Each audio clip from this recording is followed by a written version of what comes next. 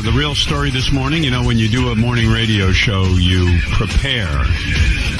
And you have a game plan, something of a game plan. I'm not saying I overly prepare, but there is a game plan, and now we throw the game plan out the window because our dear friend Eric, the actor, has died. Are you kidding? You didn't know? No. Oh, I thought you knew for some reason. When did he die? Saturday. No one tells me anything. Gee, why did I think you knew? You don't go on Twitter or anything, right? I try to shield myself. Right. I was actually busy Saturday. I was in Washington, D.C. at the Veg Fest. But, no. You ought to give me a list of things you do know. Then I can fill you in on what you don't know. I know very little. So you can usually tell me about anything. Do you know about the second sun that they found out on Saturday? There's two parallel suns in our universe, and that there's a second sun. We're being pulled by two suns. Yeah, it's hiding behind the sun that we normally see. Really? And you're saying Eric the actor's death didn't make the Veg Fest? Eric would have been so happy when he died, when it was official that he died. And we'll talk to Jan, we'll talk to Shuli. Shuli, you can come in, because I think Shuli was... He's like the widow. Well, Jan's got all the information. Really the winner. Right. Yeah. But Eric would have been so satisfied in knowing that... Here, his death was announced in Variety, right? Really? Yeah, there was as soon as it became confirmed that he had died, Eric the actor, was, by the way, a lot of people didn't know Eric's last name, Eric Lynch. He just would have been so happy with the fact that he was on the Us magazine website announcing his death. I mean, Eric loved fame. Well, he, felt that he was in show business. Shuli, you spoke with Eric on Friday, I believe? Yeah, I was on my way to do a show, and he called me Friday. And normally I always let it go to voicemail. Right. And for some reason, I just decided to pick up. And see what was doing. And he was upset at Gonzo. Gonzo? Yeah. And he was just ranting. What had Gonzo done this time? So apparently Gonzo had prank called a gay relationship show on the internet. Oh, I see. And he prank called as somebody who was in a relationship with Eric. Right. And they called as Jan. And Eric. Oh, my goodness. And Eric didn't like it, and he called me upset. So I told him I would handle it, but could he call me right back and leave me a voicemail about it? I'll play you some of it. Eric always called us every morning on the voicemail. There was always a message from Eric waiting, upset about something or other that was going on. But on the phone... So his death was sudden. It wasn't, Jan, what happened? And, Jan, you've taken care of Eric for... I think it's 9 years. 9 years, right? Well, almost 9 years. Almost 9 years. I mean, Jan more than anyone...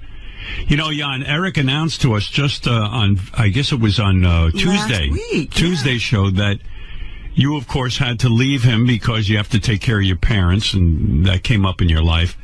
And I think, Jan, more than anything, Eric really adored you, loved you, because he was also dependent on you. I sensed real sadness and fear in Eric because... From that announcement, because his parents... would now be taking care of him, and I think in a lot of ways that represented his freedom being taken away, right? I think some parts, yeah.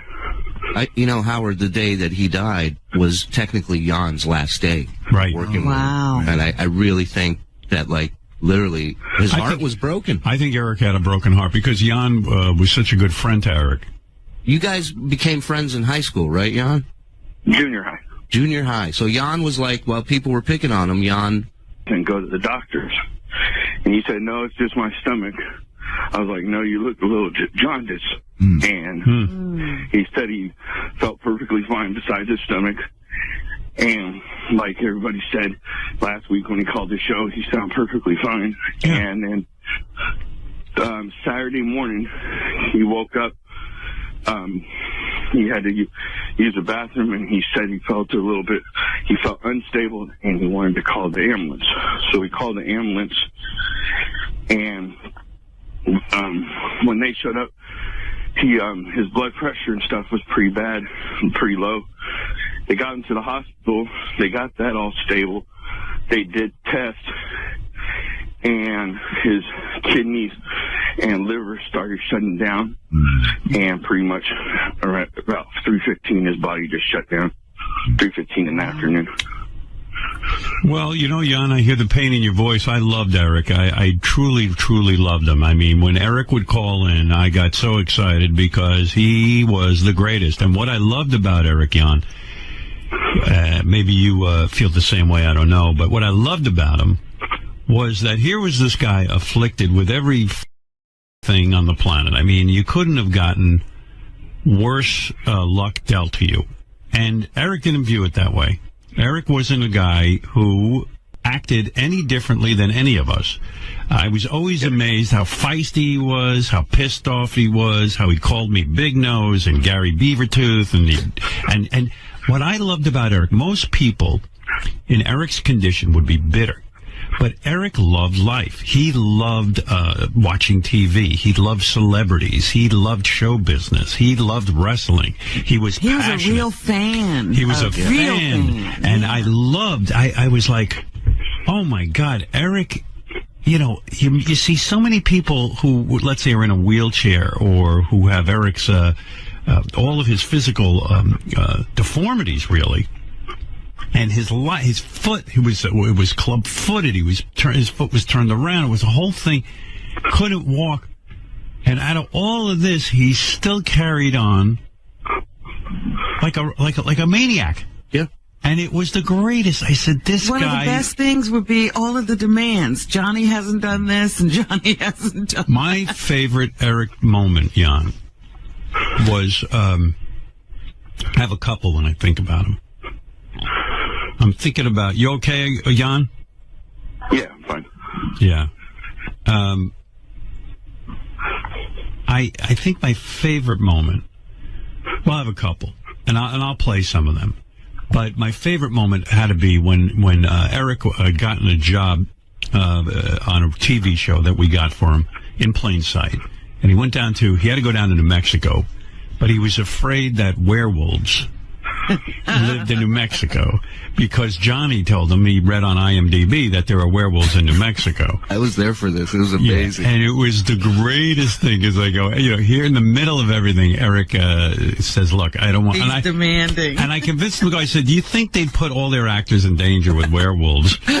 I didn't try to convince him that there weren't werewolves because he wasn't hearing any of that. I believe he requested silver in his writer. Yeah. Right, yeah. Silver bullet. I really think he did. It's a silver because he could use it. And there was my other favorite Eric moment was someone had really bummed out Eric. If you remember the story, Eric, I remember it like it was yesterday. Eric called in. He was completely pissed off. There was a guy from his high school going around claiming that Eric ruined high school because Eric forced him to put in a wheelchair ramp, which wasn't true. And Eric was so bent out of shape about it that he called up Johnny and he left him a voice message. And he said, Johnny, this guy's a pain in the ass. Take care of it. You know what to do. You know what to do.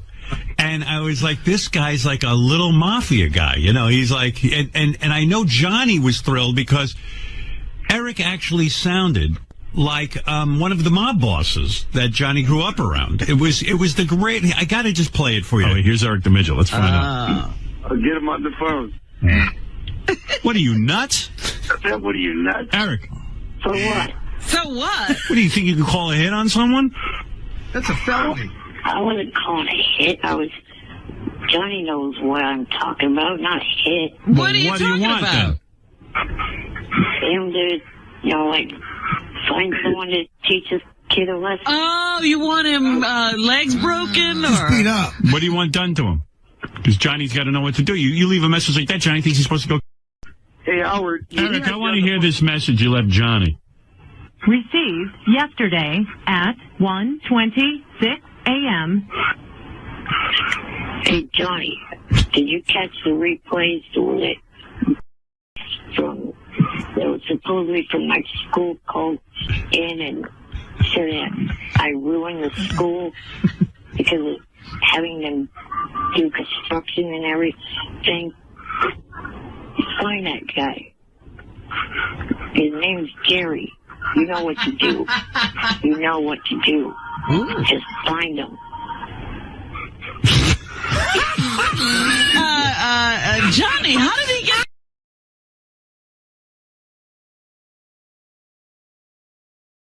Gangster, okay? You know what to do. Oh, my God. Jan, so you get a call that Eric has died from the hospital, that they call you? Are you the person they call? No, I was there. You were there? Yeah, he went with him to the hospital. All right, tell me what you're feeling, Jan, because you must be in shock over this. This is a guy you spent every single day with. Did you ever have a day off even? Just a little bit during Christmas time. And you... and yeah. It was complete shock because it was out of nowhere. It wasn't expected. It was all he thought he was having was stomach problems, and it was out of nowhere. And then, like Shuli said, today I was leaving to go to stay in a hotel and then going to the airport tomorrow. So it's just a little eerie that it was on my last day. How hard was it for you to leave, Eric? Had you sort of been at the end of it? Like, had you kind of said, I can't do this anymore? Or was it, I know you have to take care of your parents. Was it hard for you to leave, Eric? Yeah, I knew it was bothering him.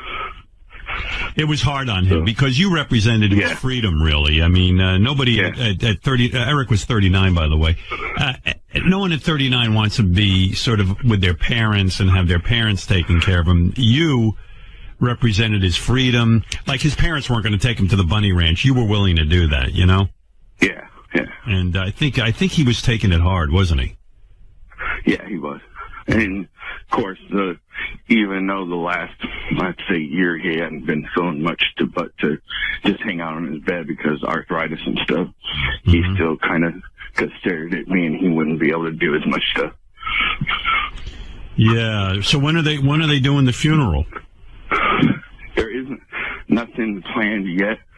They've got to get that all still planned yet.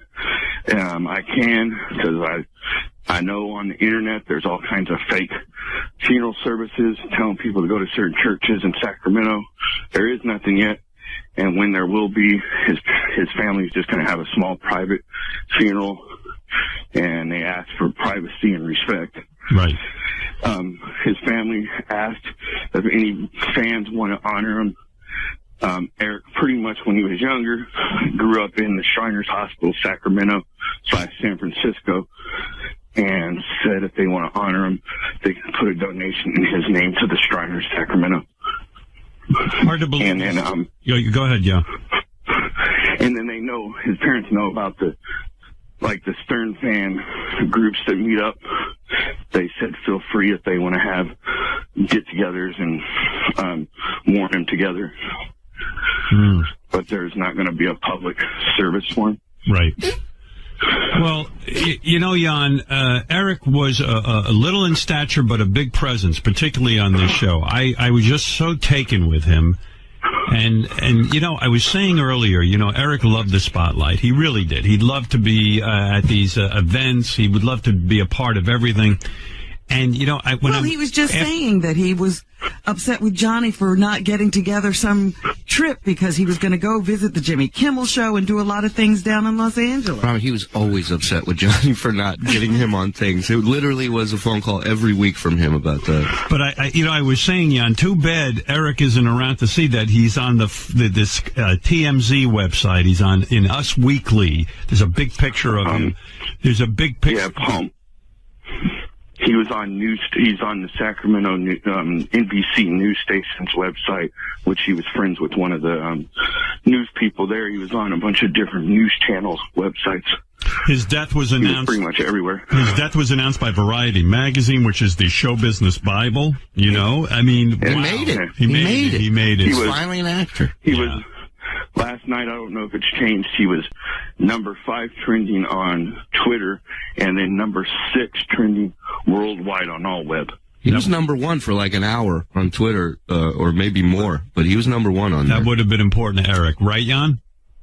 Yeah. He would have liked that. Jan, what is your future? What are you going to be doing? I mean, I know you're going to take care of your parents. They're ill. How is this affecting your life, and what's your game plan? I'm staying an extra week, and then, like you said, going to take care of my parents. I guess you could say everything happens all at one time.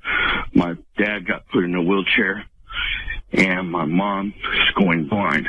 So I'm going out to help them and stay You're a with good them. dude, Jan. I'll tell you. I mean, there's nobody more giving than Jan. I mean, to hang in there with Eric all those years and give Eric his freedom in a sense. And Jan wasn't getting rich doing it, as you know. And and now to be a caregiver to your parents, you're a very caring guy. I don't know much about you, but you strike me as being incredibly loving. Thank you. Yeah, I wanted to say that to you because his whole adult life, he's been taking care of people. Jan, you ever get angry about that? Do you ever say to yourself, "Who's going to take care of me"? No. Are you religious? Yeah. Yeah, I was going to say you're more like Jesus than Jesus. I mean, Jesus was. I don't know about that. I think so. Jesus was just kind of running around. He had groupies. He had all kinds of. I mean, Well, Jan. Jesus, he stopped by the sick, but he made him well. So. Yeah, but Jan really he doesn't mind being the guy behind the guy. He's just a good guy. Right. He never wanted to be a part of the spotlight. He let Eric have the whole thing. Yeah. And I've seen Eric interact with Jan backstage. Jesus wouldn't have put up with it. Jan is a good guy. Trust me. Would Eric yell at you too, Jan? Would he get angry with you and give you it, or were you the one person he wouldn't give to? Not really yelled, just talked to me with attitude, and it was usually after he either dealt with a Stern fan, right, or on the show and got pissed off at something on the show. I sensed he always enjoyed. Jan, you correct me if I'm wrong. Feel free, but I always sensed that he enjoyed even the interaction with Gonzo. Like it just gave him, something to do. You know what I mean? Gave him meaning. I guarantee he had a fighting bug in it, and he liked to fight. Yeah. Because he was one of the only people I know that believed if people were talking to him and being wrong, if he didn't pay attention to him, he lost. Most people would see it that he was losing and they were winning by him going back and fighting with them. But he's seen it the opposite way, so he definitely liked to fight. Did you ever have moments of Eric, Jan, where like Eric would turn to you, and be the real Eric in the sense that, we knew him on the air, and whenever you're on the air, it's always an exaggerated personality. Did you? A lot of people couldn't distinct show in reality. Was Eric a sensitive guy underneath it all? Oh yeah. He was. I'd tell you the first time I met the real Eric is after a show I took him. We all went to a strip club, and I went right to the front of the stage with Eric, and when we were taking turns crumpling up dollars and throwing it over to the dancers because they were a little far away. And when the girl was done, this stage had a curtain that dropped down, and Eric and I are literally at the front of the stage, and the curtain dropped down on Eric and me, like right on our heads.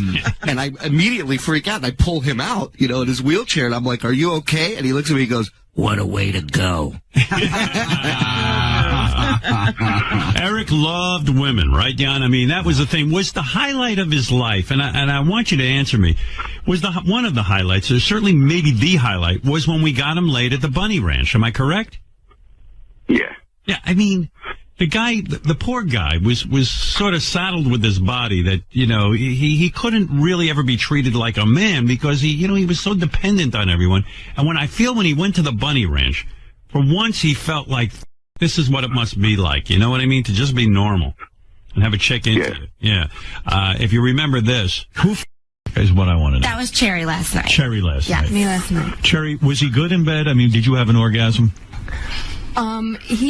I'm good on him. Yeah, so you did not have an orgasm, but he had one. No, she managed to make herself. Oh, you did. You did have one. Yeah, I did. I see. Did you have to touch your clitoris to stimulate He yourself? actually can touch my clit. You were playing with her clitoris, Eric. You knew how to do that. Yeah. Where did you learn that move? In porn? Yeah, I guess from watching that. I see. All right. So you knew exactly what to do, huh, Eric? Pretty much. Wow. I'm sure all at the bunny ranch, their panties are at half mast today.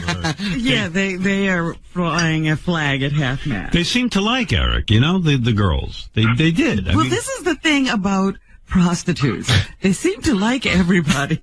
Well, that's what I love about him, and that's why I felt good about Eric going there, because, I knew Eric, Jan, Eric beat the odds. He was a guy, they told him as a teenager, he wouldn't even live to be a teenager. Didn't they tell him that? Yeah. He was honoring, told him no, he'll live a full life. So yeah, and he told all doctors that. And he kind of proved them all wrong. He lived to the age of 39 is still way too young, but for what he was dealing with? For what he was dealing with, it was pretty amazing that he lasted that long. And I always knew in the back of my mind that, when I'd hear, every once in a while there'd be a rumor. Like last week they had a rumor that Beetlejuice died or something. Right. And of course it turns out. There was actually 4 days ago or so a rumor that Eric died too. Right. Whenever Eric even said he was going he had to go get checked or this, everyone, right away you'd read rumors. And when I first heard, I know around here, they said Eric might have died because no one believed it. And I didn't believe it because really because I knew Eric's situation with his health, I knew that we'd lose him at any time. I knew it. But I never really thought the day would come. You know what I mean? He just seemed to be beating the odds all the time. I just never imagined Eric not being here. And I got to tell you, it affected me so much. And even my wife, and I suspect this is for a lot of people. My wife goes, my wife doesn't really know the show all that well. And she really didn't know Eric, but she was crying. She felt so sad to hear that Eric was gone. And she couldn't explain why. She goes, I don't know why. I feel something about this. And that's how I think all of us are feeling right now. We didn't know Eric personally, but we knew him over the air. We knew about his situation. We knew how hard his life was. And I always knew that. And I always loved giving Eric airtime. Eric loved airtime. There was one time he called in. He was so pissed off. He left a voice message for me. He was angry that he couldn't give it on the air. He was on hold. And, there were times I couldn't get to Eric. How dare you? Yeah, right. How dare you? That was a real affront. He would be. Hey, Richard, it's me, Eric. I was on hold for 2 hours and 59 minutes. I'm getting this is getting f***ing ridiculous as hell. He needs to start taking calls from his regular callers that used to call him on K-Rock. I mean, getting annoyed with it. And that I want to talk to him tomorrow. I want on the air tomorrow. Bye for now. Your boss is He would get so mad. There were times he would call in and go, I can't believe you spoke to Julia Roberts for an hour, like he'd be. How about when he'd say you didn't take my call when you were talking to this person? Oh, he'd get so mad. I remember one time Simon Cowell was on, and when we first met Eric, he was so into American Idol. He was Eric the Idol expert. He was Eric the Idol expert, and he wanted Kelly Clarkson at the time and Diana DeGarmo. And when I finally had Simon on, I promised Eric I would at least bring it up to Simon. Eric the Midget is on the phone. He's in a wheelchair. Eric, I said I'd do this for you. I'm going to do it, okay? okay. All right. The kid wants to have either with Kelly Clarkson or Carrie Underwood. He wants a date, is what he's. And he wants you Thank to. you, Robin. You guys. Well, he's hoping it'll lead to either a hand release of some kind or something. And he's probably not long for the world. How much longer do you have to live with your condition, Eric? I've outlived what the doctor said. How long did they give you to live? How long did they tell you would live? They said I wouldn't make it out my teens. I'm now 30. So this is borrowed time. This is borrowed time, Okay, you guys. so we're talking about seconds here. Right. Eric, can I suggest something? Why don't you go for someone who maybe made the top 100 rather than the two winners? That's what I The said. guy is going to die. No, but they're not For the even. top. But they're not even the cute ones. Simon Cowell, we're talking about seconds here. I thought that was great. One of my favorite memories with you and him was when you were first signing on to do AGT, and you had him on the phone. Right. And you pitched him an idea. You said, "What if we come back from commercial? The camera pans the judges' tables. You're sitting on my lap. Right. We don't ever explain who you are or why you're there. Just put him there." Would you do that?" And his reply is just a pause, and then he goes, "I'm 37 goddamn years old." It's one of the best responses ever. God, that's so great. First time he ever called in. Was about when was was about that? Kelly Clarkson. Yeah, it was about Kelly Clarkson. He wanted to defend her. I think Because you called her. And called her Friday. fat enough. Yeah, I called her fat, and Eric just was beside himself. But Friday was his 12-year anniversary. Is that right? Yeah, and I was supposed to see Thursday. I was supposed to do an interview with him for the news. He texted me. He said, "My stomach's not doing well. Can we do it Friday?" Right. So Friday, I had the story from Thursday plus his anniversary, and he usually 1:00 our time. He's usually up on the West Coast. He wasn't up like he normally was, and we missed each other. And he never let that happen. You know, you're right. I see here September 19th, 2002. This clip is from. Eric, how old are you?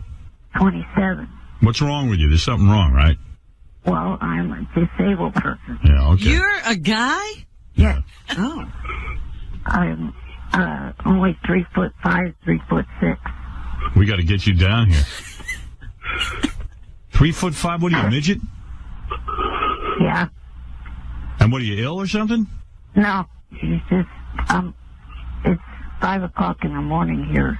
Are you shorter than Mini-Me? No, I think he's around the 2-foot mark. Wow. Right. I'm always amazed at how little Mini-Me is. Yeah. If Mini-Me's 2 foot, you're 3'5"? 3'5". You tower 3'6". over him. Yeah. Somewhere in between that. You work in a circus or on a show or something? No, I'd like to get into show business, into acting, and into singing and stuff like that. What do you do right now? Actually, nothing. I'm living off SSI. When's the last time you got laid? Never. Wow. You guys never gotten laid. Wow. What a gift you gave him. Yeah, get laid, sitting huh? here thinking, look, he's sitting there, he had hopes and dreams of being in show business. When I hear that clip, I'm like, Eric wanted to be a singer. I was like, I've never heard him sing ever. I mean, we should have gotten him a singing We had job. him sing. I hear Well, him. you had him do that wild thing one time. Right, yeah. Singing was not his thing. You know, but Eric did act. I mean, we got him on about, I don't know, 10 shows maybe? I remember watching him on the set of In Plain Sight in New Mexico, and just, how seriously he took the job and how well he wanted to do at it. And it wasn't about getting out there and f***ing around. Like, he saw himself as an actor, and he was hired as one, and he was going to do his job. Oh, yeah. No, he wasn't kidding around. In Plain Sight with Mary McCormick. I mean, he I promised I'd get her help. I keep my promises. Well, we'll get her to Finkel. Anyway, good job. You compliment me? Well, don't get excited. I'm hormonal. Plus, my kid's in the hand of rank amateurs. Hey, who's gonna get her crap out of that apartment? Geez, I don't know what Beth's whining about. He seems sweet. I'm serious. Aw, adorable. there he is acting. That was the day when they had a bunny on set that was supposed to run out of the house, and his line, he was supposed to yell, "Don't let the bunnies out." You know, what happened to that? He did like 19 versions of it, and all exactly the same. So many celebrities, Jan, so many celebrities were tweeting yesterday. I think Eric would have been pleased. Andy Cohen talked about it on his show last night, too. Oh, did he? I mean, Eric would have just loved this. That's the problem. You know? I hope he knows. I hope there's some place that he went to and he can see all this. Johnny Knoxville wrote, "Rest in peace, Eric the actor," on his Twitter account with a big heart sign. Jimmy Kimmel. Jimmy insisted on calling in this morning. He'll call in later. Eric the actor was my all-time favorite. Absolutely. What is Jimmy going to do? He says, "I will miss him terribly. # bye for now." Natalie Maines. And, yes, Jan? Natalie Mean started the hashtag thing to try to get him #1. And then Zach Gatheron, a lot of people started talking about him last night. Natalie Maines said, "Rest in peace, Eric the actor. As a tribute, let's get Eric trending. # Eric the actor." And the people at Brickleberry said he was a pleasure to work with. Jonah Hill, "I just found out that Eric the actor passed away. He entertained me for years. So sad that this great man left us. Rest in peace, Eric." Andy Cohn, "Seems like it's true. So rest in peace, Eric the actor. One of the great Stern callers ever."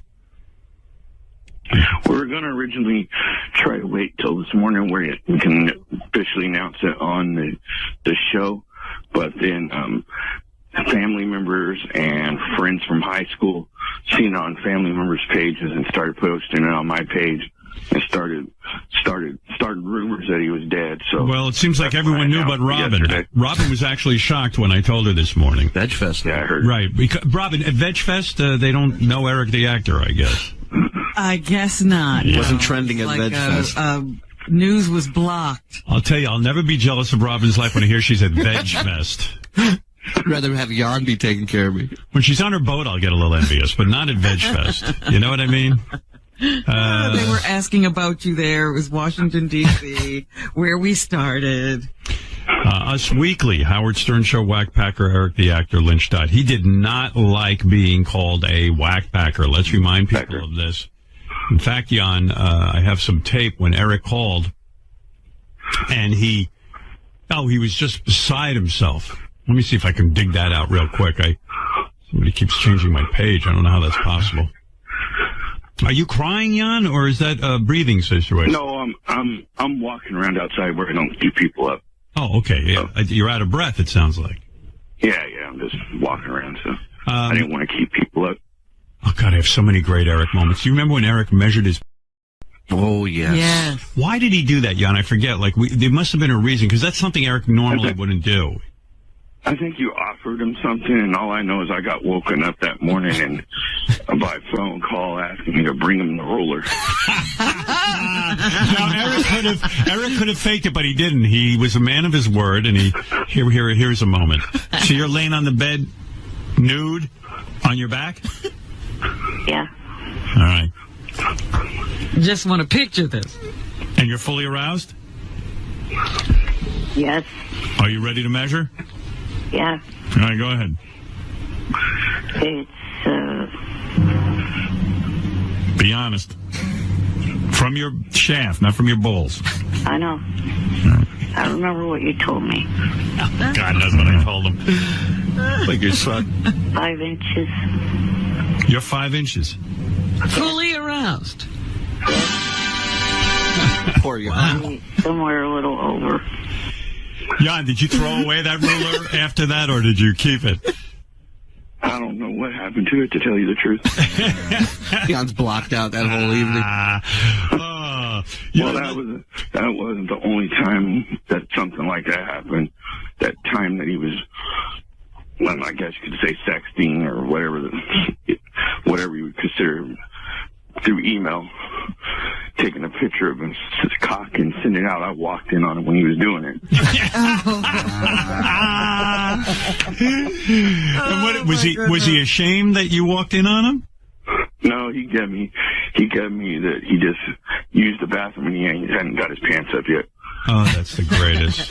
Mind your business. He had a cover story. Oh, that's so great. I have so many, oh my God, Eric with women. Eric and his got him into more trouble. Remember when Eric was in love with Kendra? She was a girl who had sort of... yeah, that was probably his second most highlight with the girl till after she pretty much showed that she was a fake.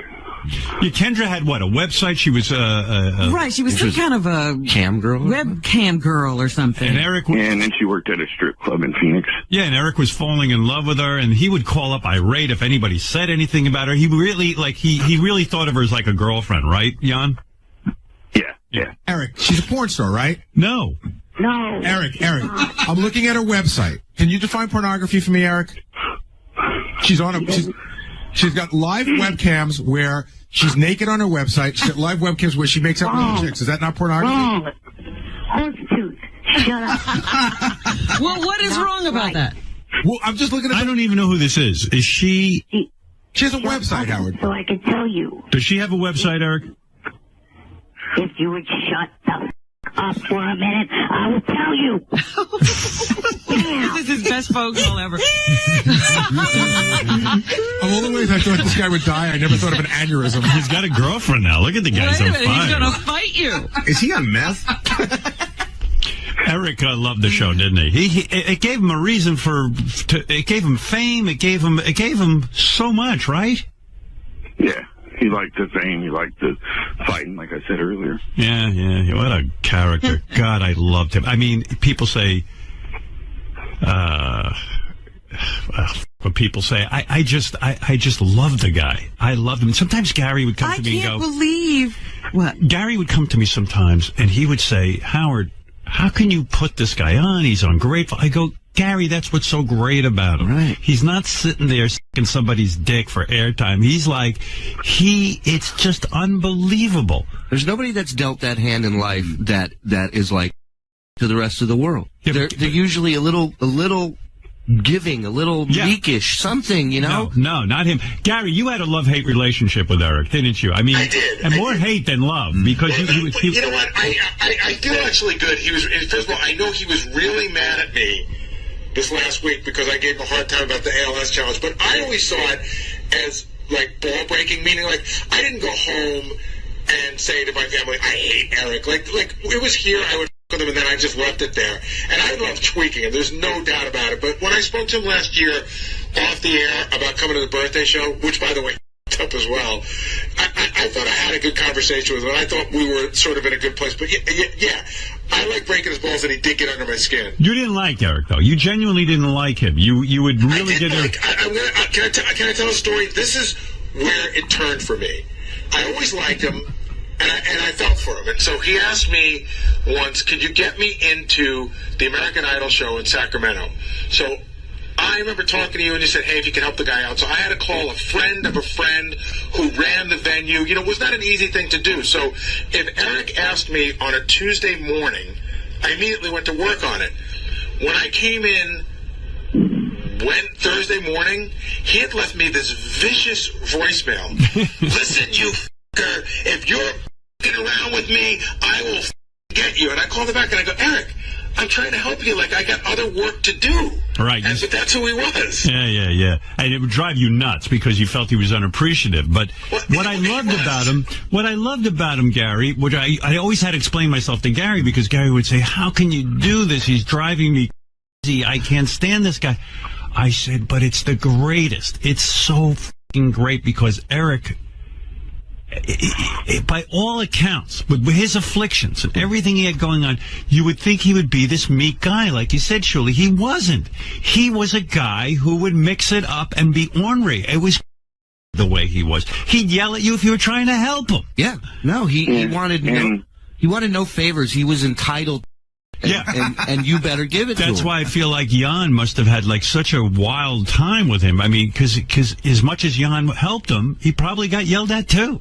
Oh, just last week I have a voicemail from Eric calling Gary an ape face for calling him a liar about ALS. Oh my God! Oh. And then Johnny and him would come up with this craziest, most outlandish come up with the calling the show about.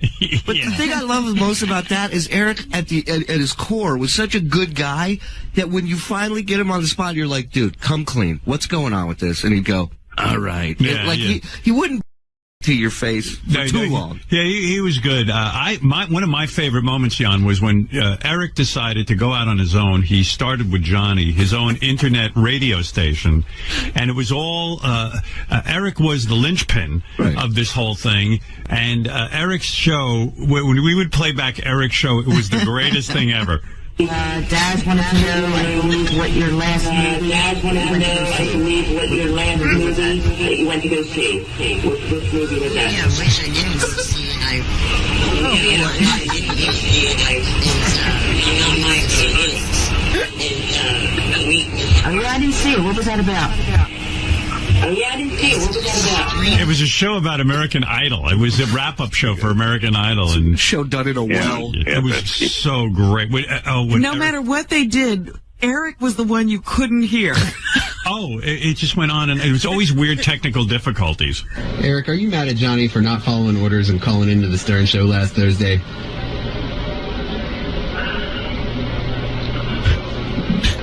Well, it was really not in orders. When I made this statement that I made the other day, you couldn't write this stuff. I knew Johnny wasn't calling in anymore.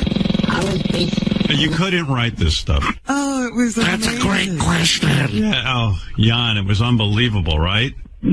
And then there was one point Eric then Eric gave up on the American Idol show. He decided to have a country music show. And the country music show, the problem was the music was louder than Eric.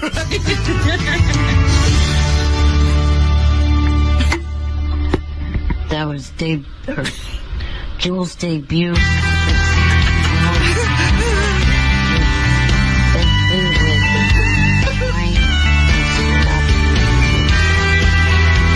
He's doing a talk-up right now. A demo on how not to do a radio show. Oh, my God, I would say, Eric, we can't hear you. It didn't matter. Like Christopherson would do.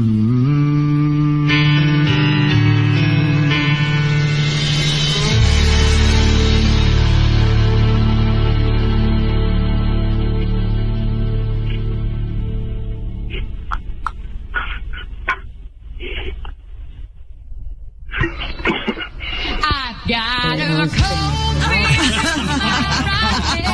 and my left, I got my wedding band. I've been He's talking. around that long, and I'm But there was that long gap that he couldn't get started. the only one who can set my... He loved country music, right, Jan? That was his thing. Yeah, that was his main music he liked. Oh, he liked a little bit, I guess you could say, pop and R&B. He loved it all. He loved pop stars. He loved following the charts. He was great. I mean, good Lord. I loved it when he would call you and give you advice because now you were a judge and he knew all of these shows. Oh my and he God. evaluated your performance. He was the only whackpacker that I would get bummed when he was mad at me. We only had one real big fight. What was your fight about? This was years ago. That was the laying down thing. Yeah, this was years ago. We were doing a show somewhere, and he came out to the show, was a part of it with us. And at one point, Jan took him out of his chair backstage and laid him on a couch, much like this couch here. And Eric was laying on his side, like it just looked like this Playgirl pose of him laying on the couch. So they took a picture. I'm like, hey, can you send me that picture? And I ended up putting it on my MySpace as my profile picture, and Eric flipped out. Yeah, because Eric told him as long as you don't post it nowhere. And it was such an awesome picture. I couldn't resist. And he started texting me. He goes, "You balding Jew." When Eric was pissed off at you, it was unbelievable. Yeah. Like, I'm thinking back to all the time Eric was pissed off, but what was great was, I guess, on the air, Fred or somebody had said that Eric talks slowly and grunts when he talks. Yeah. And Eric just was beside himself. So you're abundantly clear with each and every person. Let me start over. Let me get something abundantly clear with every one of us to this show. I do not grunt when I talk, and I do not talk slowly. Do you hear me talking slowly right now, mother? I talk at a normal rate of speed, and I do not grunt when I talk. Shut the Oh my God! Hey, well, he gets mad at you, and then Eric would get mad at Fred because Fred would play the sound effects behind them. It was I always loved that. Yeah. I'm not giving that head credit for. Well, Even if he deserves it, is what I you're think saying. you're making a mistake. I don't think that's fair to Steve. Him covering the story helped you. Really? I hate Langford. I want you to fire his dumb. Why? Because he has a huge. Right. Well, why do you hate Steve? I mean, helped you. He's helping you.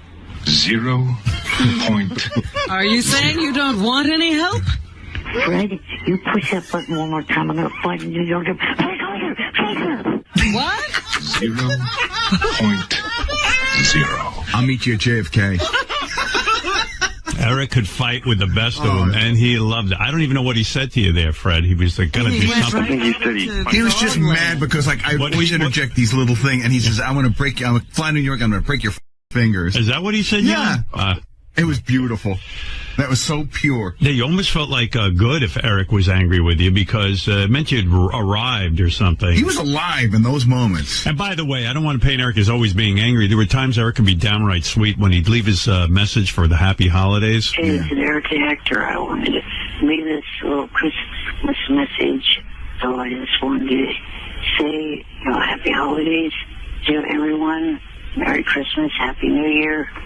I've heard about your new 5-year, $400 million contract. Congratulations with that, and hope that you continue to entertain your fans for the next 5 years. Also, thank you for taking my call for the last 8 years plus. All right? So, again, happy holidays and Merry Christmas to everyone. Yeah, I tell you, I love Eric the actor. Gonzo, you were always. You know what I would? Oh, Gonzo, you were always involved with something with Eric. You and Eric were always going at it. What do you want to say? I just want to give my condolences. I don't want to make it, any. I'm just really sad. I'm like really broken up about it. Hey, Gonzo. Yeah.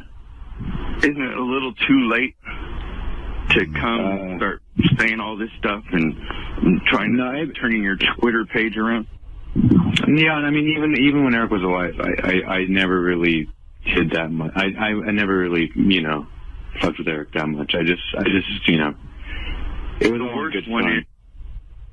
Since he got on, the worst one is Pollyanna Haas, or whatever you want to call her name, the nurse practitioner that she supposedly took care of her patients, but was able to send people to her house on Craigslist and all this stuff all day long. She has the nerve to Eric 24/7, then ask for the obituary and ask to come to the funeral. That was the last person Eric would want to have anything of his. Gonzo, you said this is officially your last phone call to us. Well, regarding Eric, yes. Well, Howard, Eric's last voicemail to me, literally his last request is that Gonzo never gets on the air again. Is that right? Yeah. But I sense that Eric, as much as he didn't like Gonzo, I think Eric liked the three-ring circus of guys like Gonzo f***ing with him all the time. Jan, am I wrong about this? Oh, no, he liked the fighting part. Yeah. But he hated the people that he was fighting with. Right. Well, and also, and in my defense, by the way, I never really said that, mean things about Eric. It was always Eric starting wildfires or Eric's. Right, it was absurd stuff. Right, Yeah. It was just to have fun with Eric, and I was truly devastated when I heard the news from Prado, and it was just my condolences, and Jan, my sincerest condolences to you. I really do feel I'm shaken up about it. All right, Gonzo, thank you for the call. All right, thank you, Howard. Right. Anybody? Yes, Jan. For anybody that thought Eric was incapacitated and selfless and all that, he did that on the show. But the last thing Gonzo did that pissed off him so bad was all on me. It wasn't even about Eric, really. It was on me. Yeah, because sometimes it could go too far. Gonzo calling into a gay, black gay relationship show as me saying that he was getting abused by Eric. And Eric was 2 foot tall. And I worked for Eric for 15 years, which was all anybody that knows the truth. And maybe that was. Well, that's the best part of it. Yeah, well, I mean, no one ever believed anything Gonzo did. I mean, it was absurd, yeah. But he would take, Eric. the whole premise wouldn't upset Eric. Just one little fact that Gonzo got wrong would upset Eric. Hansy, go ahead. You're on the air. Hello? Yes. What's going on, man? Well, you know what's going on. Eric has died, and Eric was our friend, and we loved Eric. I know. I didn't mean literally what's going. Okay, I just want to say I'm gonna miss Eric. What's it called? He was like one of my favorite parts of the show, and one of my favorite memories is when like he got mad at Jimmy Kimmel because Jimmy Kimmel said that his hand was like a soft peach or something. Like he said he shook Eric's hand. It was like a rotten plum. Yeah, that's what. And then Eric got so pissed off at Jimmy. It was so great. But Jimmy, I have to say something because I know Jimmy off the air, and Jimmy Kimmel, Hansy, and Jan and everyone else. Jimmy Kimmel was literally the biggest Eric the Actor fan. So big that I know that Jimmy regularly gave to his Amazon wish list. And that, yeah, and Jimmy was just fascinated by his phone calls. One of the first emails I got when it was, first of all, Jimmy started to write my wife. I was unavailable, and he said, "Tell me it's not true about Eric. Tell me it's not true." When he heard the news, he was devastated. And really, really devastated. I mean, he just adored him, and really said to me, it was weird because I guess we had been playing something. Stepped up and like was a friend to him. Jan, how did you end up taking care of Eric? How did that all come about? When his dad retired, his parents moved up to the mountains, and he got bored up there, and his parents called me and asked me if I would move in with them. Oh. And in the city. And it wasn't your life's ambition to take care of Eric, but it just sort of worked out that way. Yeah. I know you're broken up. Tell me what happened. Eric seemed fine on Friday when he spoke to Shuli. Was he complaining of anything? I'd say about Thursday night, the normal thing, he always has stomach issues because of his diet and stuff, started. And that was normal. And then Friday night, I told him he didn't look too good. He should call his parents.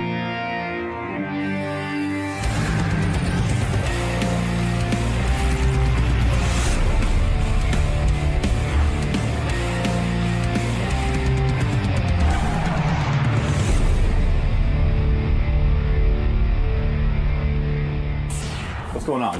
Mark McGrath is here. That's what's going on. Is that all right? Old friend of the show. We're going to bring him in. Absolutely. You sure? No, I'm agreeing with you. Absolutely. He's an old friend of the show. All right, good. I'm glad. All right, you ready, man? Yeah. Hey, what's up, Mark? How you doing, brother? Good. How about yourself? It's so nice to be in the hallowed halls of the Howard Stern Show. I listen every morning. So does Rodney. And it's just, it's like coming to Graceland. It's my Graceland. It truly is. Look at this. Ronnie meets you. Ronnie actually meets you at the elevator. It's Graceland, except Elvis is still alive here. Good point. Good point. We get to celebrate our king here at the show. Oh, look at him. Hey, Lisa, how you doing? Good to see you. Hi. He's so cute. I should at least make it. This bastard beat me in Rock and Roll Jeopardy. Not many people beat me. I remember that. He got me. Damn, I will tell you this about the wonderful Hank DeWort, though. His trivia knowledge extends from 1967 to 72, and then it shuts off. So he'll get you any spooky tooth, any mountain questions, but you bring him into like Duran Duran Culture Club, it's a wrap. So I will say on behalf of my 3-time Rock and Roll Jeopardy championship stardom that the questions were a little skewered his way. I'm not tempering it. May and rest his peace. He certainly beat me in Rock and Roll Trivia. And he was passing out in between questions, I remember. Well, so was I back then.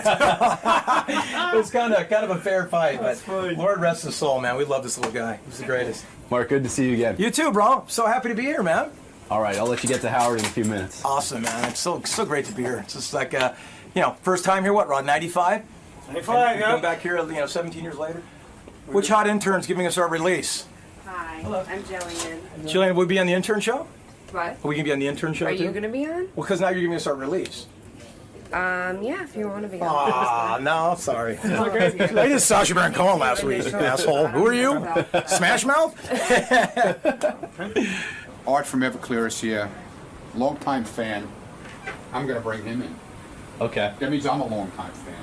I don't know if he's a long-time fan, but I'm a long-time fan.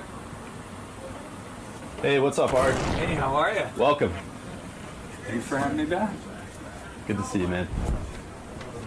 What's new with you? Nothing. You know, I have cameras following me everywhere. It's weird. So you're used to this. Walking in, and Walking in my bright light in bathroom your in the face. morning, you know. Right this way. Good morning. Hey, man, good to see you. How you doing? Good to see you. See you, Art. See you, brother. Good, man. Just catching up with just so you know, the way we set this up is because we wanted it to be really casual. Yeah. Like we had the choice of staging it in the band area. What we did is we just put DI boxes on the couch. Okay. So at some point, Scott, I'm gonna plug in. You keep your guitars to the side. You put your headsets on. That's going to be your vocal mic for when you sing. And Howard will rap to you a little bit. He'll just shoot the shit with it. He'll say, "Hey, can I hear a little of this? Hear a little of that?" Gotcha. It's cool. We wanted to be more like a casual Us interview too. than like That's fine. than a whole setup. That's how we're rolling. So Everclear, the list of hits there. He's got a great bio though. So his dad walked down on the family. This is Everclear's? Yeah, this is the guy Art. Hold on one second.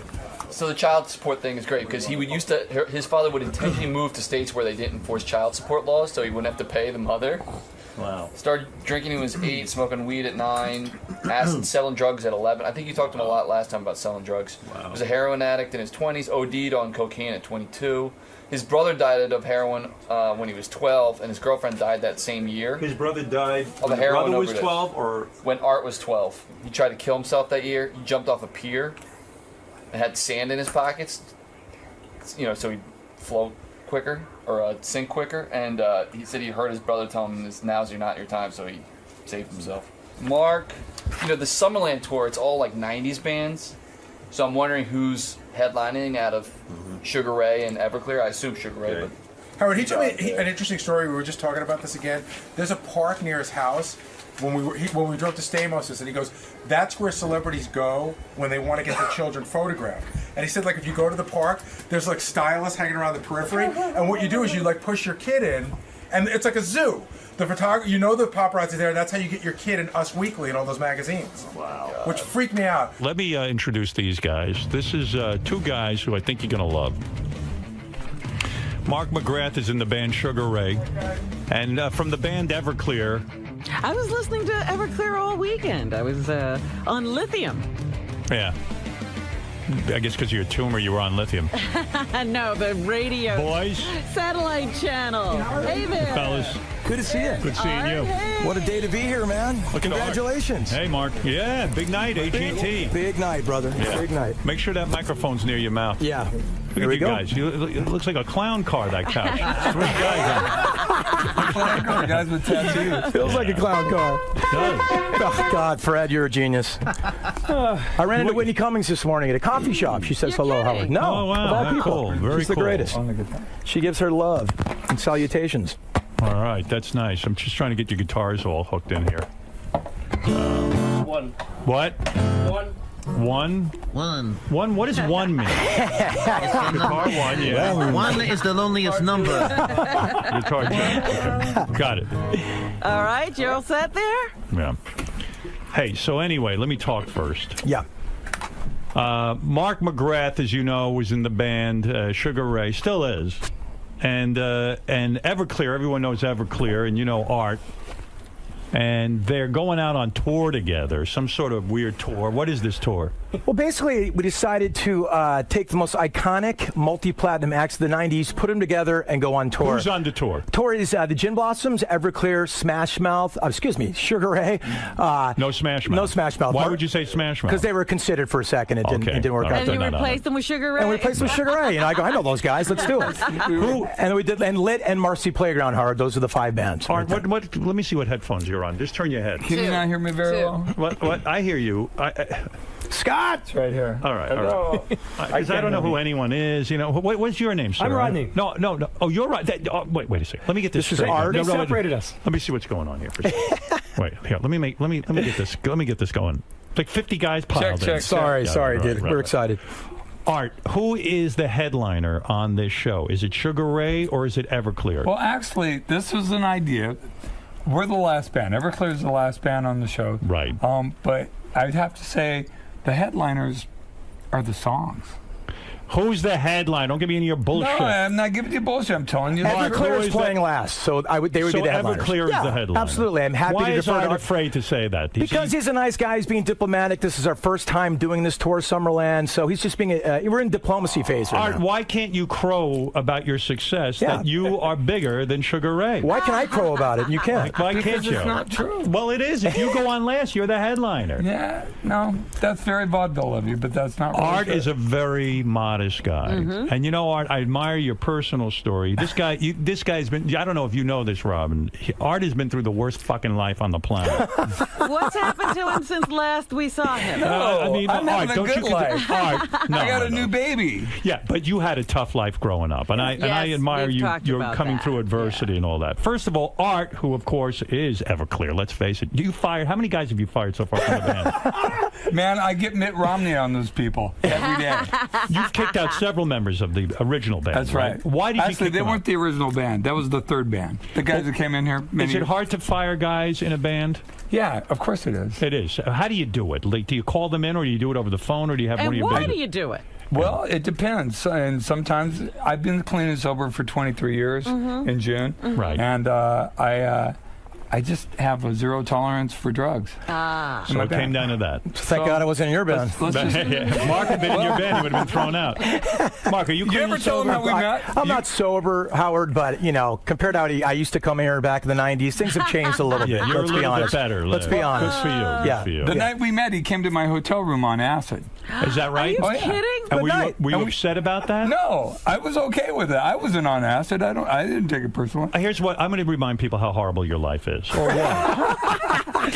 Your dad Was. Your dad, you're a great musician, but you've had adversity. Your dad, do you know his whole story, Mark? I'm very, very in tune with this whole story, Howard. Okay, your father walked out on you when you were 6 years old. Am I correct? Yes, sir.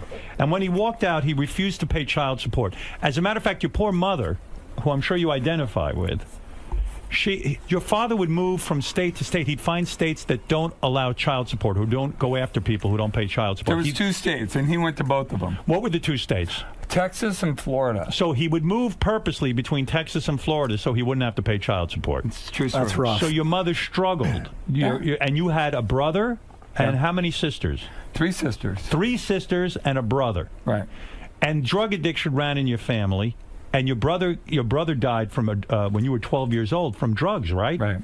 That is not easy stuff to get over in your life. And you tried to kill yourself as a result. Well, I was 12. I jumped off the pier. I was stoned. You filled your pockets full of sand. Sand and fishing weights. So Did that you really? Yeah. I didn't know that. See, I used to go out on fishing boats to make money, like cleaning fish. I'm from Newport Beach. We know all about that thing. So when you say you're clean and sober, it's really something to overcome, because when you were 8, you started smoking pot. When you were 9, you started dropping acid. And at 11 years old, you started selling drugs. So drugs were your life. How did you find music in your life when you have all of that shit going on? Honestly. Well, from the time I was 4 years old, I wanted to be in a band. That's my dream. I meet people today who don't know what they want to be. There are grown-ups that don't know what they want to be. I've known what I want to be since I was 4 years old. Wow. I didn't want to be a rock star. I wanted to play in a band and make a living and have a family. That's Right. People don't realize that. If you want to be a rock star, chances are you'll never be one. Not anymore. You know what I Name mean? the last rock star, Howard. They don't make them anymore. Nah, rock stars don't A rock exist. star, yeah. So that phase is over. You might be able to sustain yourself in a band, but the multi-platinum days and the state, that's gone. Are you talking like the days of Cream and Yeah, but I'm Zeppelin? talking about the I'm days talking of even Stone Everclear and Temple Sugar Pilots. Ray. Yeah, That's true. dude. True. You're looking It's at gone. The 90s were it, right? That was probably it. Yeah, Money Pearl was shooting- Jam. Money was shooting out of the ground. You bought a When we got record for into- one CD that was $20, and that sort of mentality, that oppressive sort of, that disparity between, the prices of the CDs being so expensive is what started Napster. How many albums did Sugar Ray sell? 10 million. How many albums did Everclear sell? 10 million. 10 million. And did you, Art? Were you broke for a while there? Like you pished away all the money? I didn't piss away anything. Pished. I gave it to I gave it to my ex-wife. You were married 3 times. 4 times. 4 times. I'm on the 4th. We have a 4-year-old. I have a 19-year-old that goes to Sarah Lawrence College across the river there. Right. And did you ever think of moving to Texas to avoid paying child support? You know why I never thought of that? Why? Because I was raised by my mother. I was raised by a woman. Right. She taught me how to be a man. Right. And I know that sounds like a Hallmark card, but it's absolutely Good. Why 3 marriages? Was it the drug use? No, sex. Sex. You just got caught up because you were a rock star and you're like, Jesus, it's so available. No, right? because I was sexually abused when I was 8 years old, and I just wanted to sleep with everyone my whole life. You were sexually abused at 8? By who? By older boys in my neighborhood. No kidding. Yeah. How the fuck did that happen? I mean, if anything that could go wrong went wrong. Do you know how that happened? Yeah, how does that happen? Do you have kids? I don't know. No. I have kids. I know you have kids. Yeah. So, my mother told me, I was like one of the original latchkey kids, right? Back in the project. Right. And Well, my your mom mother had told to me, work. Yeah. do not go into other people's houses after school without permission. Right. Do not go anywhere. Do not do that. And I did. I went into these boys' houses, and she said, especially these boys' houses, because they lived with their dad and they were wild, and they were obviously abused, and I got abused. Wow. Rape. Right. Wow. Hey. Repeatedly. Yeah. And so, do you think that led to your drug use, or I think also it your led to brother's a death? lot of stuff. That and my brother dying, and just all sorts of stuff. That's a rough childhood. I didn't have a man around to help me learn how to be a man, so I had to learn on my own. Did you go through that whole? I've talked to guys who have been sexually abused by men, and they always think it's their fault. They think, oh, maybe I was gay. Maybe they always sort of like think they did something wrong. Did you go through any of that? Yeah, I thought. I never thought I was gay, but I thought it was like I didn't do what my mom told me to do. How long did that continue for? I lied to my mom.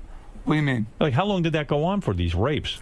Just that afternoon. That one time. He didn't keep going back to the house, Howard. He learned after that. No, that's good. I mean, obviously, I have something in me that learns from my mistakes. I figured you're a dopey kid. You keep going back. You know what I mean? You guys won't do this again, will you? Did you report them to your mother, these boys, or were you ashamed? My mother died in 2006, and I never told her. Wow. Right. Well, she didn't need to know that. It would have upset her. It would have upset her. For the better. Yeah. She didn't need to know that. I think it's for the better. Because she would have took it on herself, and it wasn't her fault. It was my fault. Do you still remember who they are? Have you ever thought of confronting them at some point? I know a lot of people do that to have some sort of closure. Well, I don't know if you know anything about the whole 12-step process, but going through the 12-step process, you make amends, and you also confront people. And I had no way of confronting these people when I went through the steps. And actually, I'm at 23 years. I'm getting ready to start going through the steps again. I need to do it again. Why, are you feeling tempted to go back? No, I'm not feeling tempted. I just feel like I need to make sense of the last 10, 15 years, because even though I haven't drank or done drugs or anything like that, not even caffeine, right? I was a sexual addict, I used sex is an addictive drug, and it cost me marriages and cost me friendships. But are you afraid to go back and confront them? Because what if it happens again? What if you go there? No, you think the boys are still? Yeah, what if the boys grab you and put you in the room and say, "Oh yeah, come in here. We want to hear your amends." I'd be afraid of what I did to them. Right. No, I mean, listen. I grew up in a black neighborhood. I was the one white kid in a black neighborhood. I learned to fight at an early age. Right. I know what that's about. Yeah. I know. I know you do. Yeah. And it's just like, I'm not worried about that. Were these black gentlemen or white gentlemen? No, without getting specific, they weren't black. They were not black. No. They were white guys. Just want to make that clear to all you racists out there. That art was, It was in, they kept it within the race. They kept it within the race. Well, possibly. I miss you, Robin. Yeah. How you doing? It's a long time. How are you? You said, you even said, and I thought this was a great moment of honesty. You said that your third wife was a trophy wife, and she walked out on you. Well, she walked out on me after I just cheated repetitively on her. Right. That happens. Yeah, that's got to be the worst. They don't like that. No, I don't blame her. I figure a rock star never gets cheated on. I figure you do the cheating, I think anybody, when you put yourself in a place of entitlement, whether it's physical, mental, spiritual, whatever, and you become bankrupt in those things, which I was, obviously. Mark, you've never been cheated on. I mean, have you? Radically. Really? Oh, you kidding told me? us the story. Many times. As good looking as you are? I don't want to brag, but yeah, for 18 years, I've seen the same girl. You know what I mean? We went through our tough period in the 90s where, there was a lot of trust issues and you fucked around a lot on the girl that you now have twins with. That's correct. Yeah, you cheated on her like the dog that you are. I did, but hey, I'll tell you one thing, Howard. I wasn't hypocritical. It went both ways. You know what I mean? Right. You both cheated. Yeah, and it feels like shit, but it almost like we went through all this bad stuff to a good place, and we're in a great place right now. When's the last time you had sex with a different woman? I mean, how long have you been faithful? A long time ago. How long have you been faithful to this woman that you just had twins with? Howard, Years and years. Honestly. Because I got to a point where Why I are took you that job not at Extra. marrying the mother of your children? She won't marry me now. Why? She's on some weird power thing saying I had all the power for 16 years, then we got engaged, and now she's like, I have the power now. And now I want to She get sounds like married. a royal pain in the ass. She's the greatest, Howard. Is You she love the her. greatest? You've met her. I You know, love I her. know. I like She's her good very people. much. I liked her very much, and she's very attractive as well, which counts with I me. lucked out. Believe me, that's why I hung in forever. But she's the greatest, and I went to all this bullshit to get to a good spot where we're at now. You know what I mean? I mean, it's kind of my life is kind of boring right now, and I like it like that. Boring is Art. Your life is boring because I mean. Dude, Art sold drugs till he was 22 years old. Wow. And yet, when did you achieve fame in the band Everclear? Not till you were about what? 35 years old. That's late. And most record companies would have said, "Oh, you're 35 years old. You can't have a hit song." We got signed when I was 30 years old, and they told me, lie about your age. You have to. They brought me in. The president of the label said, you need to tell people you're 23 or 24. What was your biggest hit song? Seriously, the one that... I don't know what you depend on. Santa the first Monica. was Santa Monica. What do you think his biggest song is? Well, I think Santa Monica is huge, but I think Wonderful is great. I think Father of Mine is amazing. Father of Mine, that's about your fucked up father not giving you child support, right? And At dumping least he you. got a good song out of it. I got a great song out of it. That's my point, though. I've done a lot of radio interviews with him, and people call and go, Art, you don't know what that song means to me, what you've been through. So, like, he really turned his pain into a gain for the world. Yeah, I admire him for that. Did your dad ever come back into your life at all? He tries to come back. My dad is 90 years old. Right. No. He looks like a Greek version of Grandpa Simpson. Swear to Really? God. And he No tries. teeth. How does he try to come back into your life? He's called me. He tries to Facebook me. And you're not up for it. Well, you know what? I'm estranged from my oldest daughter right now, and I have no idea why. What do you mean? She just doesn't want to talk to me. Wow. Yeah. You really don't know why, Art? She won't tell me. There's no inkling. Well, like, there was no last conversation where it went bad? No. All right, I'll be over here. No, I mean, right. I have. Sometimes kids go through that kind of stuff. Well, especially did you try to reach out to her? Yeah, and she just basically wants her space. She wants me to keep giving her money, right, and paying for school. Does that then make you're in touch. Does that make you resentful? Like, do you feel bad paying for I don't it? feel resentful. I feel sad. Man, come on, you got kids. It's Right. a hole in my life right now. Right. It's going to work itself out. How long has that been going on? A few months. Few months. Could write a good song. Yeah, stuff like that happens. Give her space. That's what I'm doing. Yeah. Look, she's right there, and I didn't even call her. Yeah. Right. You know? So whatever. Is that what he should do, or should he just call her and say, "Hey, come on"? What do we do? No. If she says she needs space, one of the things is people not being able to get what they want. Right. If she's asking for something, give it to her. All right. That way, she can come to you. If you keep trying to impose yourself on her, she has to move further away. But Robin, if there's no reason why you're not communicating, that's a little unfair. Well, there's a reason for her, obviously. Yeah, she has a reason, but she's not ready to talk about it yet. Why don't you write a song called? Why don't you write a song called "Daughter of Mine"? How long does it take you to write a song like that? That song, some songs take a long time, right? Yeah. Some songs just come pouring out of you. That came pouring? Yeah, pretty much. Yeah. I remember writing that song and playing it for a couple friends of mine and this couple.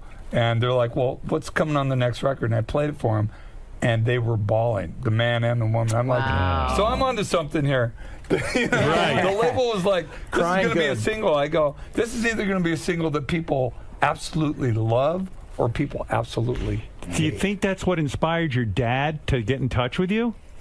Because he started friending you on Facebook and everything. I mean, It's like you're crying out to him, right? Yeah, Like, right. Father of mine, but of course it's rhetorical. You're not looking for an actual answer from the guy. I got my closure from the song. You know what I mean? Yeah. So you're never gonna really have your moment with him. I actually think I will, because I've learned a lot in the last few years about just being humble and about humility, and I just. Yeah, but the guy didn't even give your mom any child support. I get why you're pissed. No, look, you want to know a real story about that? And by the way, why are you waiting too? Because he's 90. I mean, if you're really going to make it, if he dies, you going to go to the funeral? Yeah, probably. If I'm invited. Right. The thing about it is, when my mom got cancer, terminal cancer, my dad right about that time had called me and was like, look, I don't know why you're so mad at me. I go, really? You don't know why I'm mad at you? I'll tell you why. You got 10 minutes? And, it's just like we talked about it. And he's like, what can I do to make this better? I'm like, nothing. You can call my mom. Right. She's dying. She's an old woman. She's dying. Listen to her. Let her say what she's going to say. Be honest. Tell the truth for the first time in your life. Don't deny what you did. Be a man. Be a mensch. Call my mom. If you can do that, I can at least start to forgive you because we can move on. Right. And he's like, absolutely, I'll call her right now. And? He never did it. Wow. Wow. So that's pretty much your closure right there. You know, what I mean? That was a shot to get back in. I thought so. It's interesting that that's what you wanted him to do. Maybe your mom doesn't even want to hear from him. Good point. Well, then that would be up to her to say, F you, go away. Yeah, and then she'd have her say with him, too. Yeah, so that was the last conversation you had with him? Yeah, absolutely. Well, pretty much. Yeah. I called him last year to wish him, actually, I called him in February to wish him a happy birthday. He turned 90. I mean, 90, come on. Wow. And well, he didn't have any stress and he had to hang around with his kids, I guess. Well, I guess He's having a good long life because he had an easy one. My mom's people are. My mom's people stress your mom out. My mom's people are hillbillies from North Carolina. They die early. Hey, I love that your dad's 90 and he's on Facebook. That's pretty amazing. That's amazing. Yeah, right. I got to say, that's something. I mean, he's kind of in touch for a guy 90. know, right? The hell put him on there? Busy friending you. His stepdaughters and his step-grandchildren. Right. Because it sure as hell wasn't me. No, it's a tough life, man. And then you fell into drugs, and now you're, I mean, but the band, thank God, had success. But did he go off and have another family and be a father he went to them? He went and married a woman that had 2 kids, and he raised those kids. Right. And didn't leave them. No. He figured it out. Yeah. But I mean, you were talking about cheating and stuff. Before this relationship I'm in now, before this, I had never been faithful to anyone in my life. Why'd you keep getting married so many times? Seemed like the thing to do. It seemed like the right thing. And then you thought you were going to be faithful each time? Look, I was a kid that grew up in a housing project, got the shit kicked out of me every day until I learned how to fight back. Right. And, I had a pretty rough life. To this day, I want the picket fence. I want that. Yeah. I still want it. It's the American dream. We all want it. Right. Right? Right. So, why give up? Still chasing. I've got it now. Did you go through all your money just in all the divorces because you didn't sign prenups? Yeah, I was just stupid with that. I didn't care about it. So you had to sell off your catalog, right? Yeah, I had to sell my catalog. Mark, you still own your catalog. We still got a catalog, Lord bless, because, it pays me a teacher's salary every year. You know what I'm saying? Right. Which is nice. Yeah, no, it brings in money. When you're sleeping and you're making money, Howard, you know how good that feels. How much did you sell your catalog for? About $600,000. Oh, it's a steal! I had to pay off the IRS. I'm still paying off the IRS. For what? For back taxes because I had people who weren't paying stuff with my money. Oh my God! I got kind of effed up. I got fucked over. We're on cable, right? Yeah. So, but it's cool. It's cool. Look at it like this. Cool. I was $7 million in debt. $7 million? Yeah. I'm $130,000 in debt now. How did you get to $7 million in debt? That means you made $20 million. No, because it was. I know it wasn't. I didn't even make that much money. But I mean, it's insane. Literally, Did you made split the majority of your money from TV, right? No, I mean, the band did well. Probably split. Yeah, the band did good. I mean, I'm making my money from the band now. Okay, well, there you go. Well, but now we're going to make money from Summerland. There you go. I like what you think. Yeah, hey, let me get. I better give you guys plugs. Man. It sounds like everybody's kind of hard up right now. Howard, you love to do that. Yeah, you look good. I'm sad. I mean, you made a fortune. You love to say about like Celebrity Apprentice. Everybody goes on there as a loser and stuff. But Mark was on Celebrity Apprentice. It breaks my heart when you say that. I love you so much. I go, you're talking about me right now, bro. Not you. It's everyone else on that show. And I love you, and I'm like, oh, Howard, you know what a kick to the nuts that is. Everyone else on that show. I know, but now you're on a reality show. I mean, come on, dude. Hey, I'm a judge. I get it, but we're all in this together, and we all love each other. No, hey, we all do. Anything but Celebrity Apprentice. Saying no, though, it just hurts me a little bit. All right, any other show. You know how much you mean to me. I forgot you were on there, honestly. I didn't even remember. I blocked out that you were on. You forgot I was at the Jimmy Kimmel party, too. I was this year's Fitzsimmons. That's all. Thanks a lot. I did not forget. Were you at this year's party and he forgot? I saw him. Howard and my friendship have hit the glass ceiling. Oh, you're nuts. The Hamptons and everything is up here. I'm down here. And I'm going, all right, Jimmy Kimmel party once a year. I can say hi to Come out and stay with me. And I don't bother him because it's Sandy Bullock, George Clooney, this and the other. Hanging, so I'm hitting by the wall. I know Howard hates when people bother him. I'm trying to bother him, but I don't want to not be high and be rude. So hey, just come over. We hit the ceiling. We hit the ceiling. Show up. I love you. I love you. You know that. I love you. Hey, you got to hear this. I asked Mark and Art to. This is the greatest. You know our favorite song right now. Where's it? Hey, it's actually me and Rod Howard that got this in the tradition of us copying some psychedelic B and that kind of thing. All right. Anyway, so I said to Mark McGrath, of course, of the great band Sugar Ray, and we'll talk about the Summerland tour in a minute because you should get tickets. It's going to be a lot of fun. But let me find the song. Gary, what page is that song on? Gary, page 2, third column, right at the top. Okay. Remember this song, Jackin' Off? I knew it. You had him do a cover of Mark's going to do a Off? Wait, you know this song. Let me refresh your memory. Hold on. Everyone loves this. I be feeling all alone at night, feeling so lonely. Are we doing this? I want you, girl, to be my tenderoni. So I said, is there a way to make this a halfway decent song? And Mark always is up for giving it a try. He did it with Psychedelic B. We'll give it a shot. All right, give it a shot. All right. Here is. Oh, go ahead. I want to do it.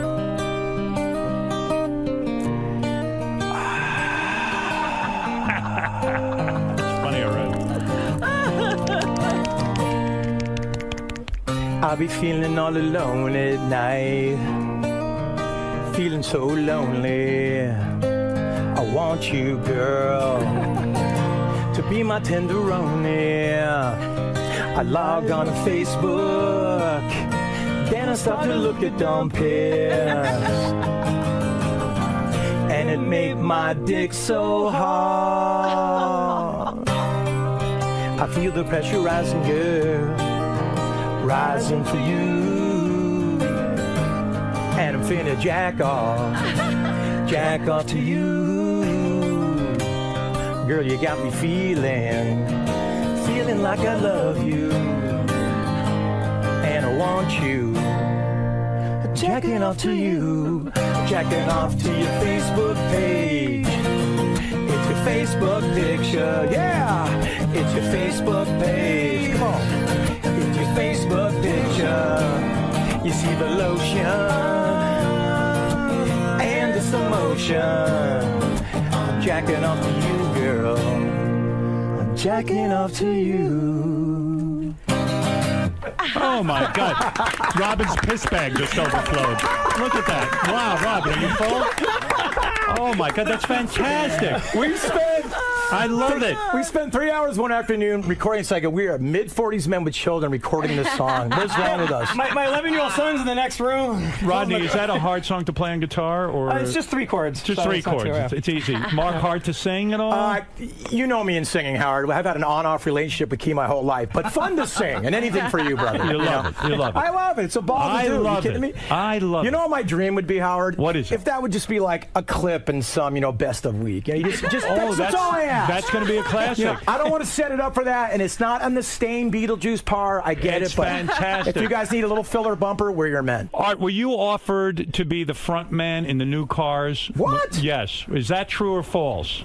Yes. It is true. Whoa. Offered? Yeah. How does that come about? The cars were. How did you know that? Because I know every fucking thing about you, man. I stalk you. God, I love that. Just that vitriol in your eye when you Seriously, say what that. happened? How did you get offered that job? That looks like one of my ex-wives right there. I'm taking you to the cleaners. Fuck yeah. How does that come about? I can say fuck, right? Yeah. Fuck.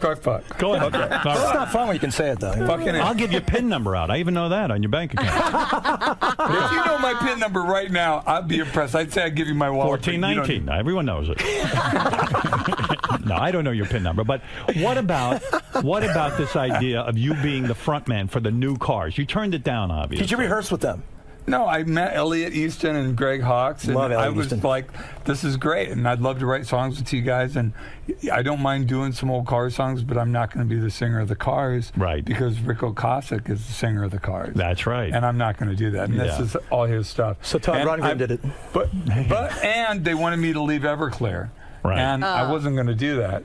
I would love to do it as a side project, and it would have been great. And I grew up with the Cars. If you listen to our new album, which I just finished 2 days ago, and turn it into the label today, comes out 3 days before the tour, right? June 26th. Invisible Stars. It's big guitars, and it's got old vintage synths on it.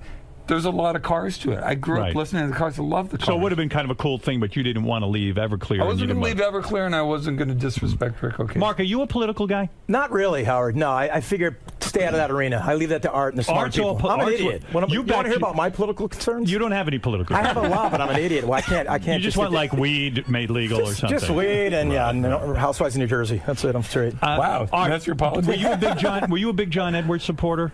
I wasn't a big John Edwards supporter. I like John Edwards. He called me. Right? Yeah. He asked me to go on the stump with him. I went on the stump with him. That's a supporter. And, wait a minute. No, you're saying big supporter. Right. I went on the stump with him, got to know him a little bit, saw some weird shit going on. What was the weird shit? Did you see the Riel stuff? There was a woman on the thing that was driving people around and taking pictures, and she looks a lot like Riel. And that bothered you? It just. Did you see some hanky panky? Look, can I just tell you one thing? Did you see hinky dinky? Look, I mean, he might get called I'm in a into rock the band. case. If I fuck around, no one's gonna go, oh my God. They're gonna go, yeah, whatever. Right. But if you're John Edwards, but you will not be president of the United States. Fucking around. If you fuck around and get caught, right? They all Unless did. you're Clinton. They didn't, and that's where they got Obama. Because he's too smart. He's not going to do it. Would John Edwards high five you after doing her at all? Like, would he ever come out of like the bathroom with her and go high five? No, I was worried about. I took my soon-to-be estranged ex-wife on tour. I'm just glad he didn't nail her. Right. That would have been embarrassing. that would have been awkward. Are you angry with your ex-wife because of the money you had to pay out and stuff like that? What's that? I say, are you angry because of the money you had to pay out? I didn't pay her that much money. It was You didn't. the kid's mom. I see.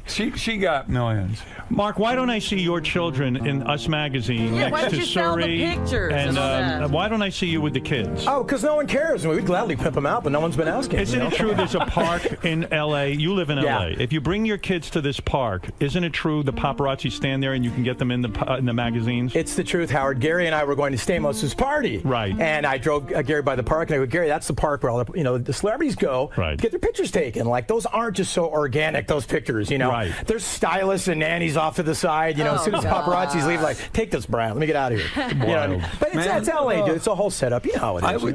But I go to that park and no one gives a fuck. I'm like, I'm naked. Anybody? No? Robin and I are going over to the park today. with your kids or just by yourself? No, I'm a Robin with a new bag. Put me on the swing. That's right. So people could see it. That's awesome. Mitch, quickly go ahead in Boynton Beach, Florida. Hey, Howard, how are you? Hey, now. I got a funny story to remind you, but I also wanted to mention the 11th tradition to you about anonymity. Anyway, my sister was one of your stalkers, someone that you did a lot of flirting with. She bragged about how she found you in some hotel in St. Louis. Me? No, my sister. No, Art, not you, Howard. Art. Oh, Art. I was like, oh, there goes my marriage. Yeah. I mean, geez, I've been a real good camper. I've been to St. Louis in 6 years. All right. You know what? You're saying your sister. Let's hear it. I hear Art Alexakis stories all the time, but the best one was when the girl called up my wife at the time and goes, I don't know how to tell you this, but your husband's down at the bar all over this girl, and I'm sitting right next to her. So take it with a grain of salt. Now, let me hear your story, Ace.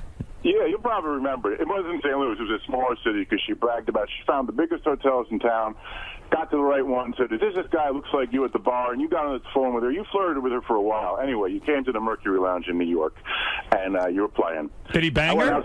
That's the story? No, he didn't bang her. What kind? Get off my phone. What kind of story is that? It's the Howard Stern show, dude. To a woman. Wow.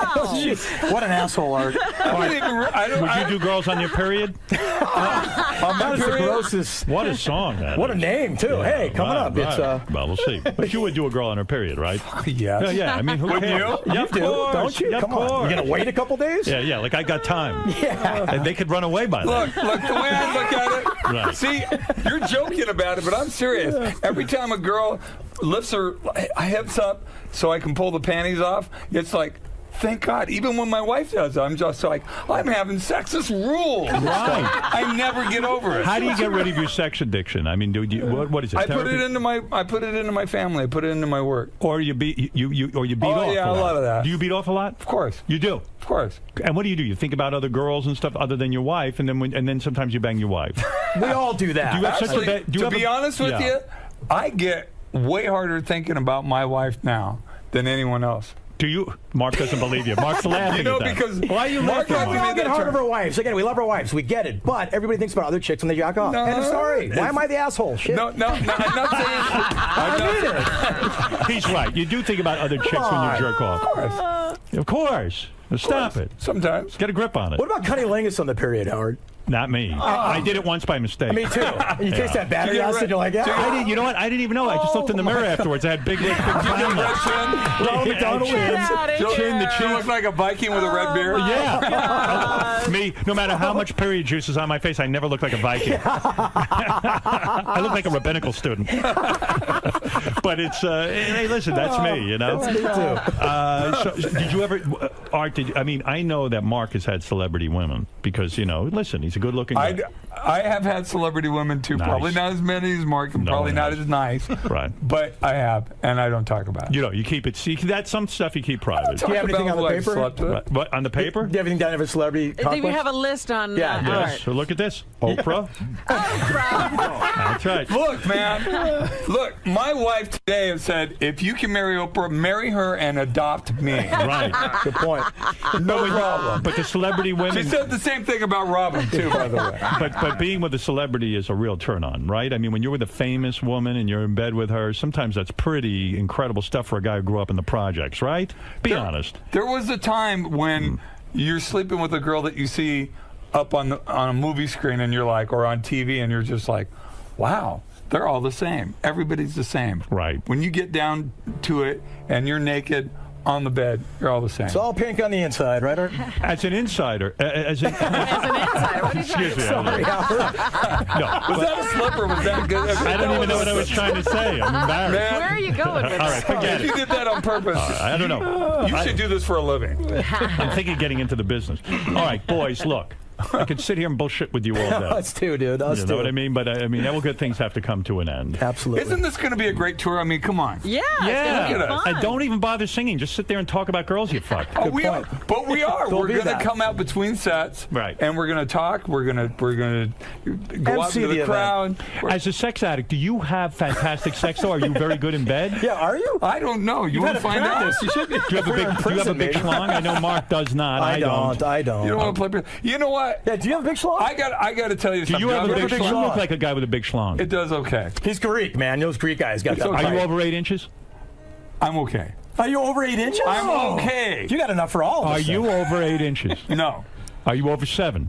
I'm okay. Oh. Are you average 6 inches? No, I'm bigger than You're that. bigger. Bastard. I'm not even average. I'm not. I do okay. Barely. How many times can I say that? To the taint, I'm These guys have no To the class. taint, I'm 6 To too. the taint, I'm 6. I measured from the taint. You measure from the taint or you measure... The taint. I measured on the asshole a little bit. From the, I measure from the back of my head all the way down. I measure from Mark's taint to my dick. That's what I do. Hey, I'm the new judge. Does that work out? Watch me tonight, NBC. New judge right here. Yeah. I measure my taint. Mama, that guy on TV, what's a tank?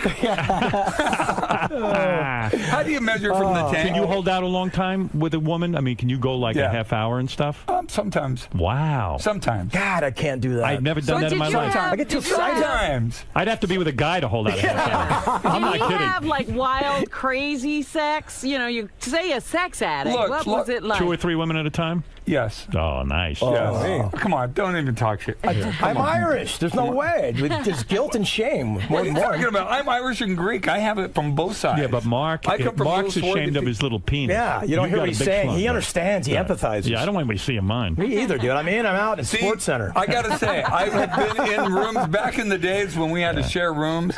We'd all bring girls back to the rooms, right? And so, even though a girl's on top of you, you can see your buddy next to you going at it, and you can see what they look like. Right. And I'm just like, damn, I'm bigger than that guy. Awesome. You were bigger than the whole band. Your entire band, you were bigger than. Yeah. Wow.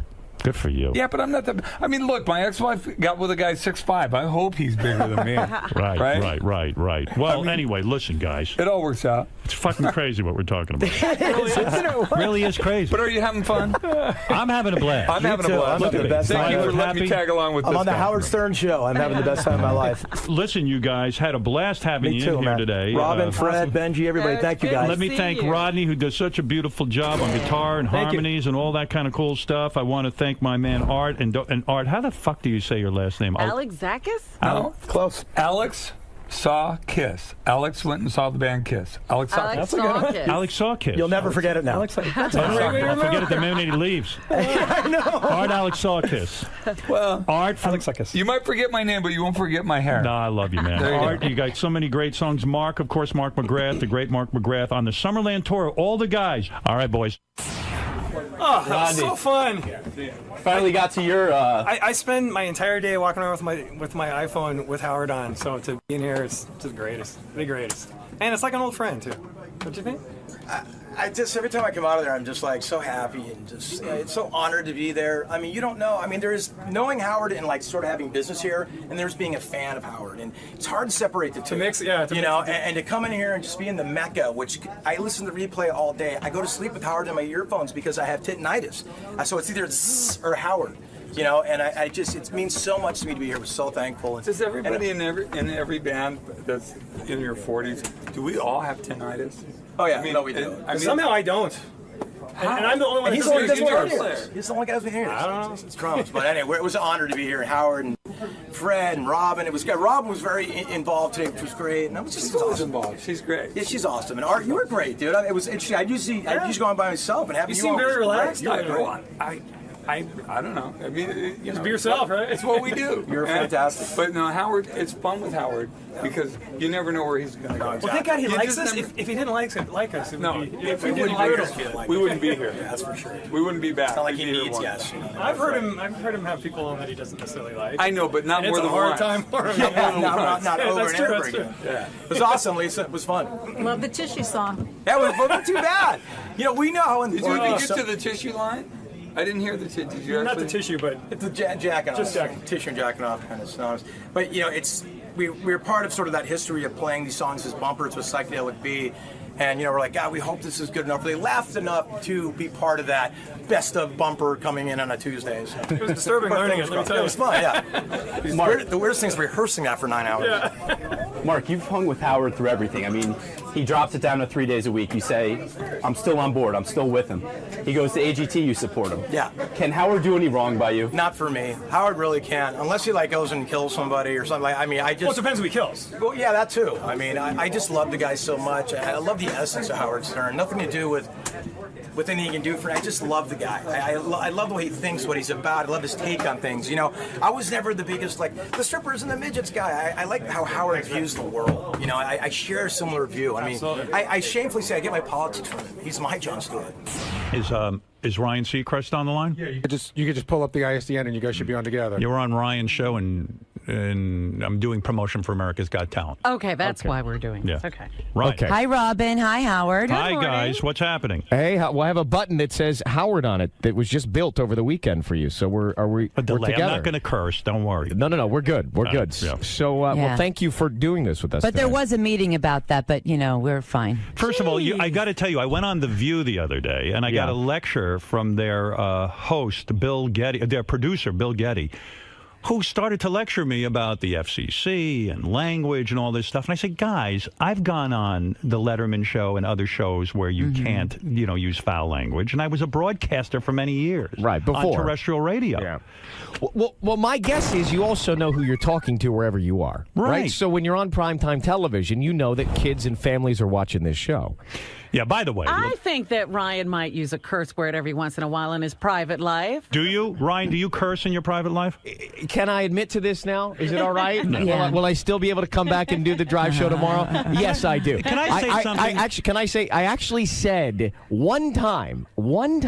Yeah, you I did. said the F word on this broadcast. Really? And I don't know why. I accidentally did it. remember and why. I had to dump myself. What was the I reason? remember why. Because we were watching a feed of some models that look not unlike your wife, Howard. And Ryan said, "Oh my God, she's so blanking hot." I believe that was the case. You know, for years I used to, I wasn't doing it in a funny way, but I used to question Ryan's sexuality only because he came on the show, on my show.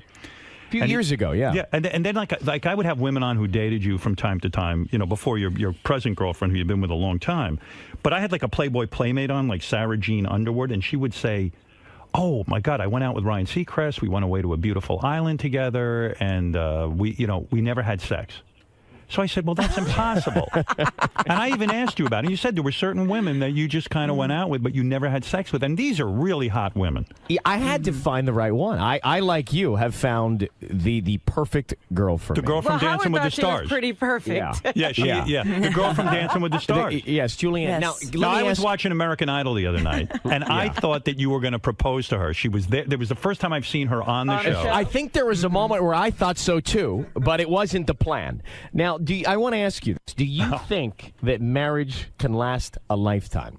You want to know something? I would have said no, because, I just know too many couples who get married, and then somehow the magic always kind of fizzles, after a long, long time. Yeah. But I feel in your situation, number one, you've waited a long time. How old are you now? 37. All right, 37. Never been married. Never been married. I've just worked. That's all I've literally done is just work. How long have you been with this Julianne Hough? 2 years. 2 years. Oh, well, then it's too soon to get married. How long do you have to be together before you get married? That's a good question. Minimum 5 years. I think you should. Is that right? Yeah, I really do. And you should live together for a couple of them. I think so. Are you living with her now? Yeah. Oh, you are? Yeah. And you're having sex? Yeah. And is it the best of your life? Yes. It is. Yes. So now. And this is a man who's. You even made out with Jillian Barbary, right?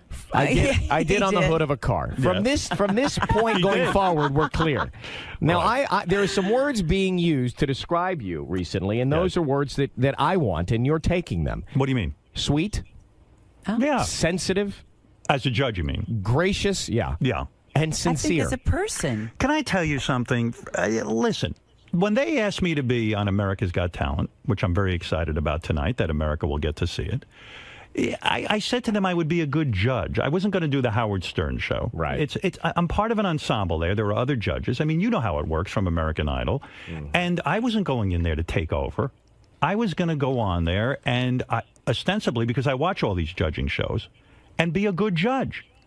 And, I would honestly like to talk to you about this. I feel that you guys brought in on American Idol Jimmy Iovine because you needed someone to be more critical, that J-Lo and Steven and Randy aren't really being too tough. I think a key to a great panel is balance, and that's what you're saying you will deliver there, because you've got Sharon and you've got Howie, but didn't you also say that they put some bad acts through in the past? Yeah, well, I had disagreements with them, but I handled the disagreements beautifully. I turned to them and I said, Sharon Osbourne, Howie Mandel, you both have very nice careers, but I'm a superstar. I have a huge career. I make 50 times more money than you. And if it's going to come down to it, I'm the deciding factor here, not you guys. And they said they laughed at me, actually. They didn't even pay an ounce of attention to me. This brings me to my title for both of you. Go ahead. Yeah, but Ryan. You are Howard and Ryan. You are Mr. and Mr. America. Yeah, well, I am Mrs. America, actually. Yeah, she was on a book cover that way. But Ryan, my whole attempt with this America's Got Talent was to go on a show that I enjoyed. I love the show. You watch all these shows, from what I understand, all of them. right? I watch Idol, I watch That's why we're so much alike. I had no idea. I'm addicted to The Bachelor, too. Yeah, I love all these shows. And so I told you, my TiVo is like, thinks I'm a 30-year-old woman. Right. And I love the show, and I love America's Got Talent, and the opportunity to go on there and be a judge was huge for me. I think I'm unique in that I'm not trying to imitate any other judge.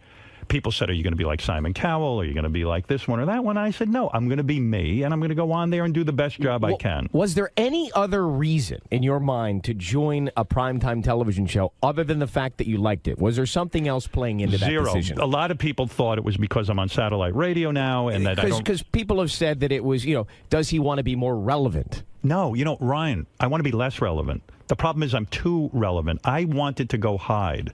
I really did. I wanted to slow down in my career. I like my sort of satellite radio audience. I'm very comfortable here. I don't have FCC. I don't have no all that regrets other stuff. going to satellite. None whatsoever. If you were on satellite, you'd be the happiest person in the world. I'm pretty happy. Well, yeah, but you know, with what I do, it's different. It's different.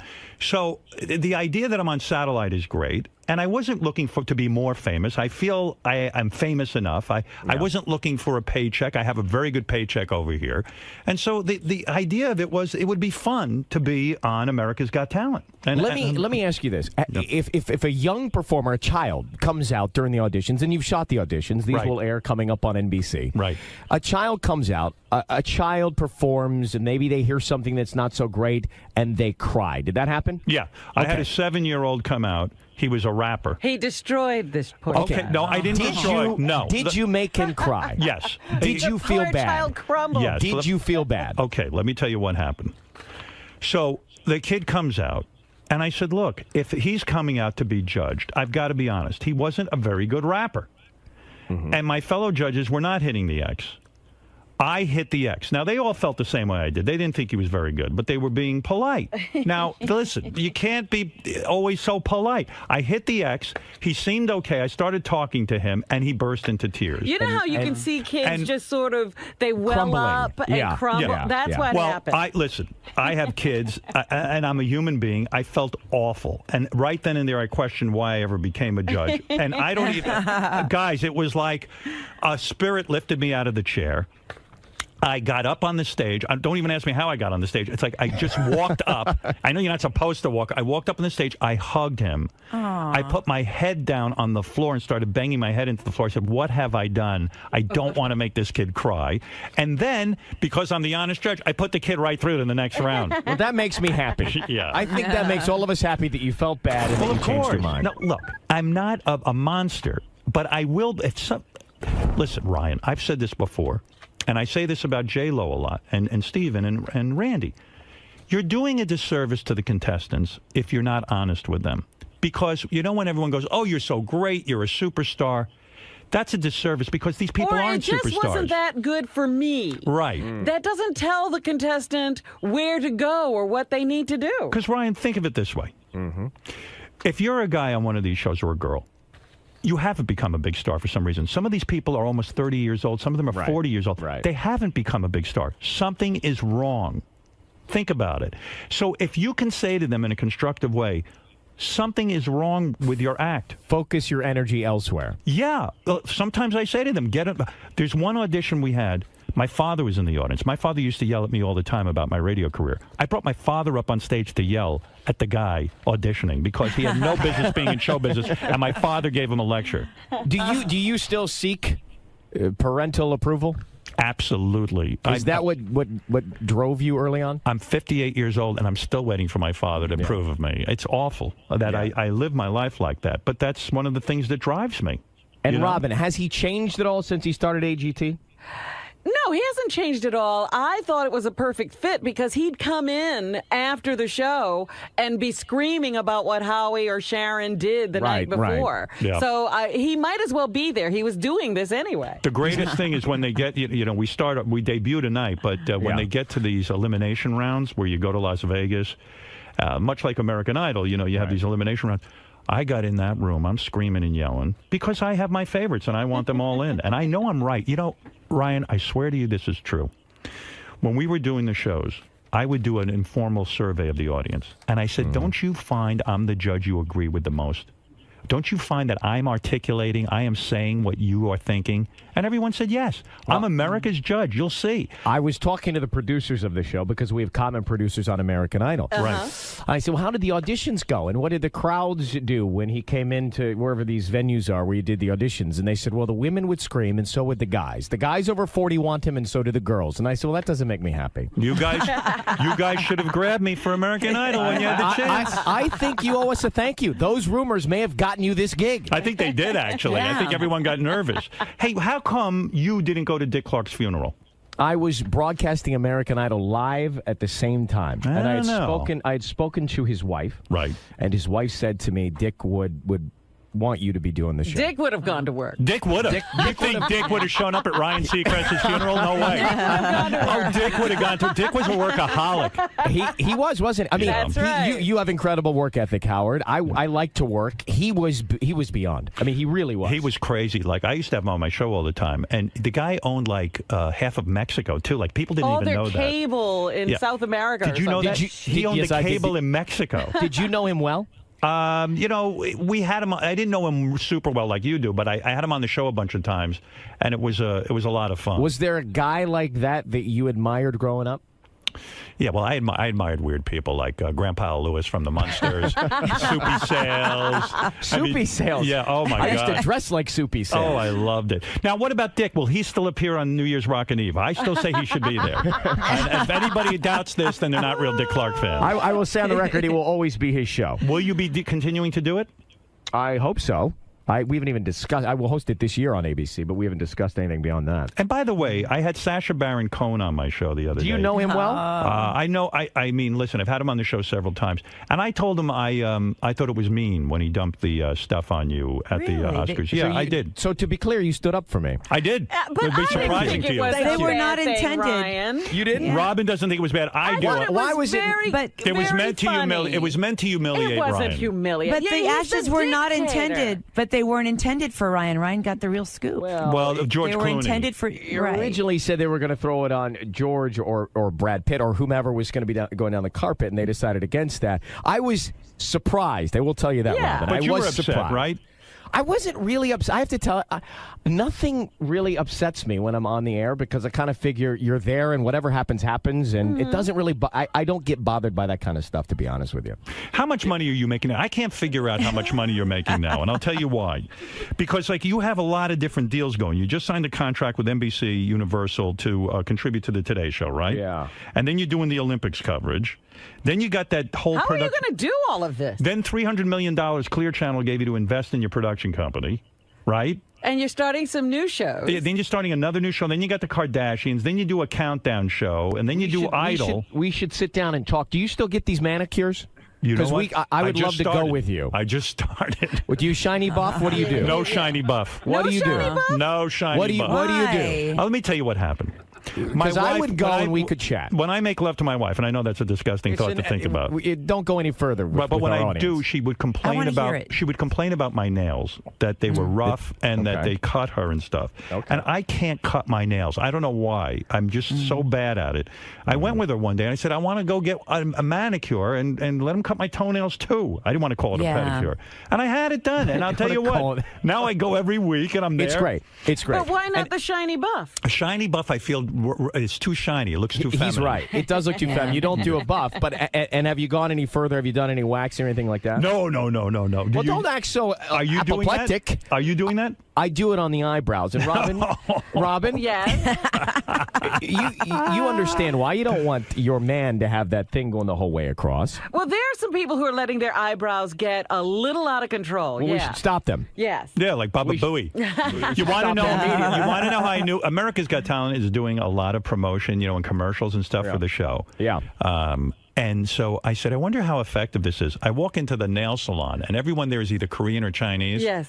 And a woman looks at me and she goes, I saw you TV, shiny buff, TV. and so I know this must be having some sort of impact on people. Well, you know what? Ryan can tell you because he went from being a local radio guy. I still am. And then I still am. But then you wound up on American Idol, and that does change your life, doesn't it? But you know what? I never, ever, ever for a minute thought about quitting my day job. No, it's not about that. But you know what I mean? I'm thinking about it. Exposure is huge compared. Yeah, it is. Yeah. The impact of primetime television is significant. When I read you were going out with that girl from Dancing with the Stars, I think she's so hot. What do you think I thought when I read you were going to be an Idol judge? Yeah, you must know what have I really mean? freaked out. What was your reaction when you heard that I might be the new judge on American Idol? It was like one part of my body, the shorter part, was excited, and then the other part, the smarter part, was not so excited. Why? No, Why though? I actually was. I thought here's what I said to I said this to somebody yesterday that works over at NBC. I said this is a really good idea. This is a good idea because you are smart. You know how to broadcast. You have an audience, and you will bring in a new audience, and it's it's unexpected, and it's unexpected. Yeah, so I wish you. I really genuinely wish you luck with this. I don't know how long will you do it? I don't know. I'm trying it out this year, and I want to see if America likes it. Then that would influence. So me. you have a year deal? I have a year deal, and then sort of like an informal thing where if I come back a second year, they've set up some kind of parameters for the talk. And do you like Howie and Sharon and I Nick? love Howie and Sharon. Howie has, I've been a fan of Howie's for years. I love Howie since the old days of Merv Griffin. I mean, this is a guy who's been around and he has a huge, successful career. Very quick. And, it's great when he comments on comics, especially because he knows that end of the business. And Sharon, I mean, is one of the most ruthless managers in history of show business, and she is terrific. And really, I'm just having a lot of fun. I love Nick Cannon. You know what's? I have a style tip. What? Go ahead. Oh, this will be good. Okay. Howard, you have beautiful eyes. Why do you wear your sunglasses? You need to show your eyes all the time. I wear them because I can't see anything, and if I wear regular glasses, I look even uglier. Well, I actually like the ones he's wearing. I'm wearing kind of like I take them off during the show once in a while. What color are your eyes? You can see through them. The color of my eyes are blue. That's beautiful. Right, and they're great. That's beautiful. Well, let me add and pretty eyes to sensitive, gracious. One of the things that I hate about being on this new television show is that I don't like the way I look. I'm not a handsome guy like Ryan. So I feel bad for the ladies that you have to look at me, but I'll make up for it in being a wonderful judge. Yes, you will be charming. Will you watch the show back? Will you watch it? Oh yeah, I haven't seen it. I can't wait to see it tonight. Oh, I've seen it. You panic in an elevator apparently in San Francisco. Oh, you saw it? Yeah. You saw a copy of the show that's airing tonight. Yeah, you haven't seen it? And they put the panicking in? No, I made that up. You want to know something? You got to hear the truth. Did you panic? Not only we were in an elevator in an old theater. Oh my goodness! Howie Mandel's mother is in there with us. It's a packed elevator, and you ran over her. I literally ran over her to get out. Stop. Like on the Titanic, you always say, "Hey, if I was on the Titanic, would I let the women and children go first?" I know I wouldn't. I ran right over Mrs. Mandel. Are you kidding? Oh my God! Howie goes, "Oh my God, you just ran over my mother." I go, "Hey, she's slow, and I want to get out of here.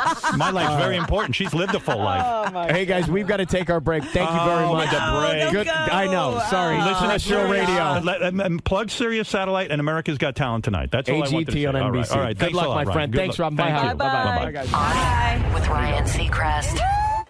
That's good promotion. He's got a pretty big audience in LA. Yes, he does. Yeah. And that's terrestrial radio. Yeah. When I was all delightful and everything, then all his female audience will go, "Hey, he seems fun. He's not so bad. Yeah, he wasn't so horrible. I'm gonna give him a shot. Yeah, I'm gonna watch that show tonight." Suck him right in. Yeah, I think I sucked him in.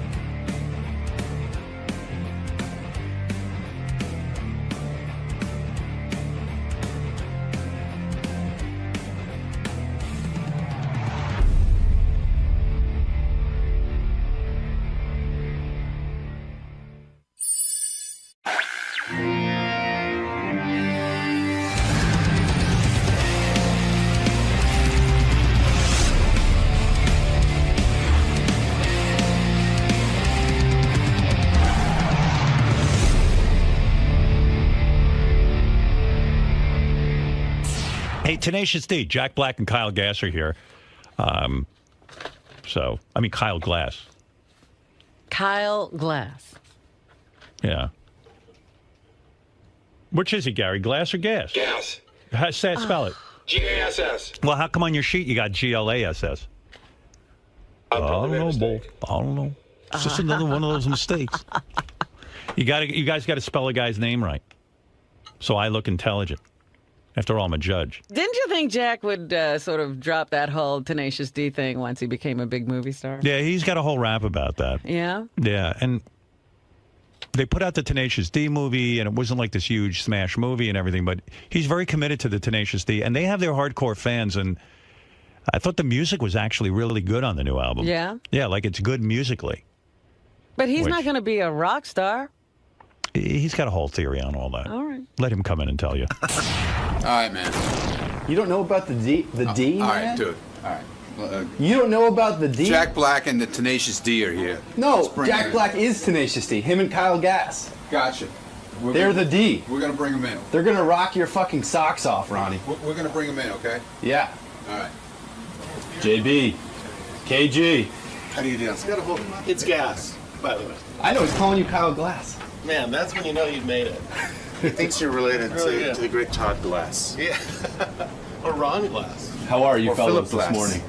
Really good.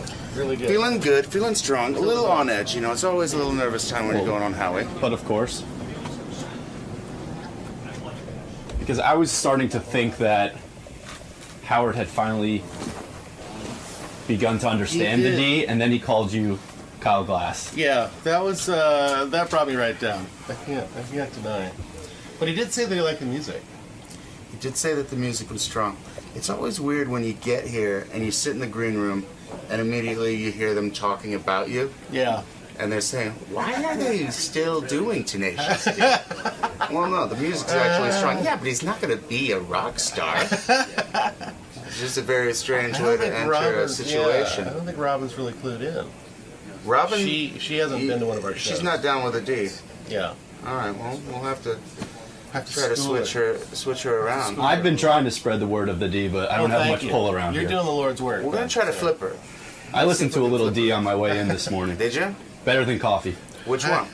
I was listening to some live tracks. Why didn't you listen to the new album? Rise of the Phoenix? Yeah. I haven't gotten a copy yet. It's available. It's available Oh, today. you mean you only listen to things you get for free? No. That's a hint. I haven't gotten my copy yet. No. I haven't been to the record shop yet today. Okay. The record shop? Do they Yes. still have those? Well, a couple of them are still in Good, he got it. I like to Good, he support got it. Licorice pizza? You gonna go? So I listened to some of the classics, a little tribute, a little Yes. rock your socks off, a little warning. Well, check out the new album. I think you might This guy enjoy it. knows the Yeah, D. this guy knows. You've This rocked guy my knows. socks off many a time, That's what we do. That's what we do. and I hope Howard and Robin begin to understand that because it's important. Howard seems to know some of the power of the D. Yeah. Apparently not my half, though. No, he knows the Kyle half, not the Glass. That's funny because in the hotel, they give you the special little, thing. Yeah. It was Kevin Glass. But they got the KG. They got the KG. They got the initials, yeah. They got the initials right, but... Kevin Glass, no respect. No. Not even half. No. And I always think like the people are trying to save you from the embarrassment of like, oh my gosh. Somebody misspelled this guy's name. Let me fix it. Yeah. Glass. Well, gentlemen, I wish you best of luck today. Thank you. And if it's okay with you, I'll talk to you after the interview. Yes, all right. of course. Very good. Thank you.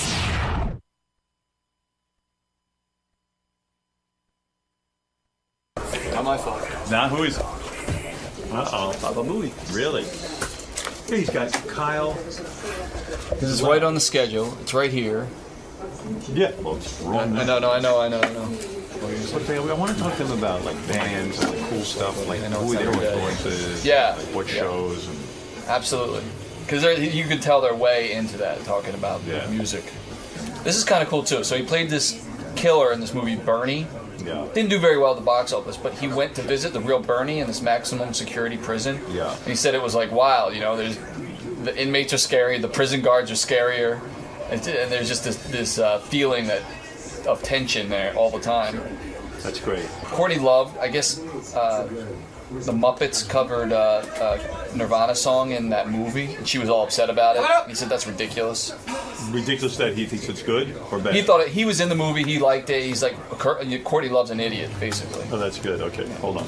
It's a funny story there too. He was obsessed with Bobby McFerrin, and when McFerrin used to ask for volunteers from the crowd, he used to run to the front of the stage. Really? He said he got on stage with him, and Bobby McFerrin basically told him to cool it, to tone it down, because he was being such a maniac.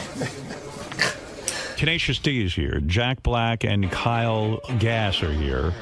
They are Tenacious D. I was listening to the new CD, watching some of their videos. Very funny, and I think the music is really good. I think it holds up. Look at the boys. There they are. Fellas. Hey. Come on in and meet America's judge.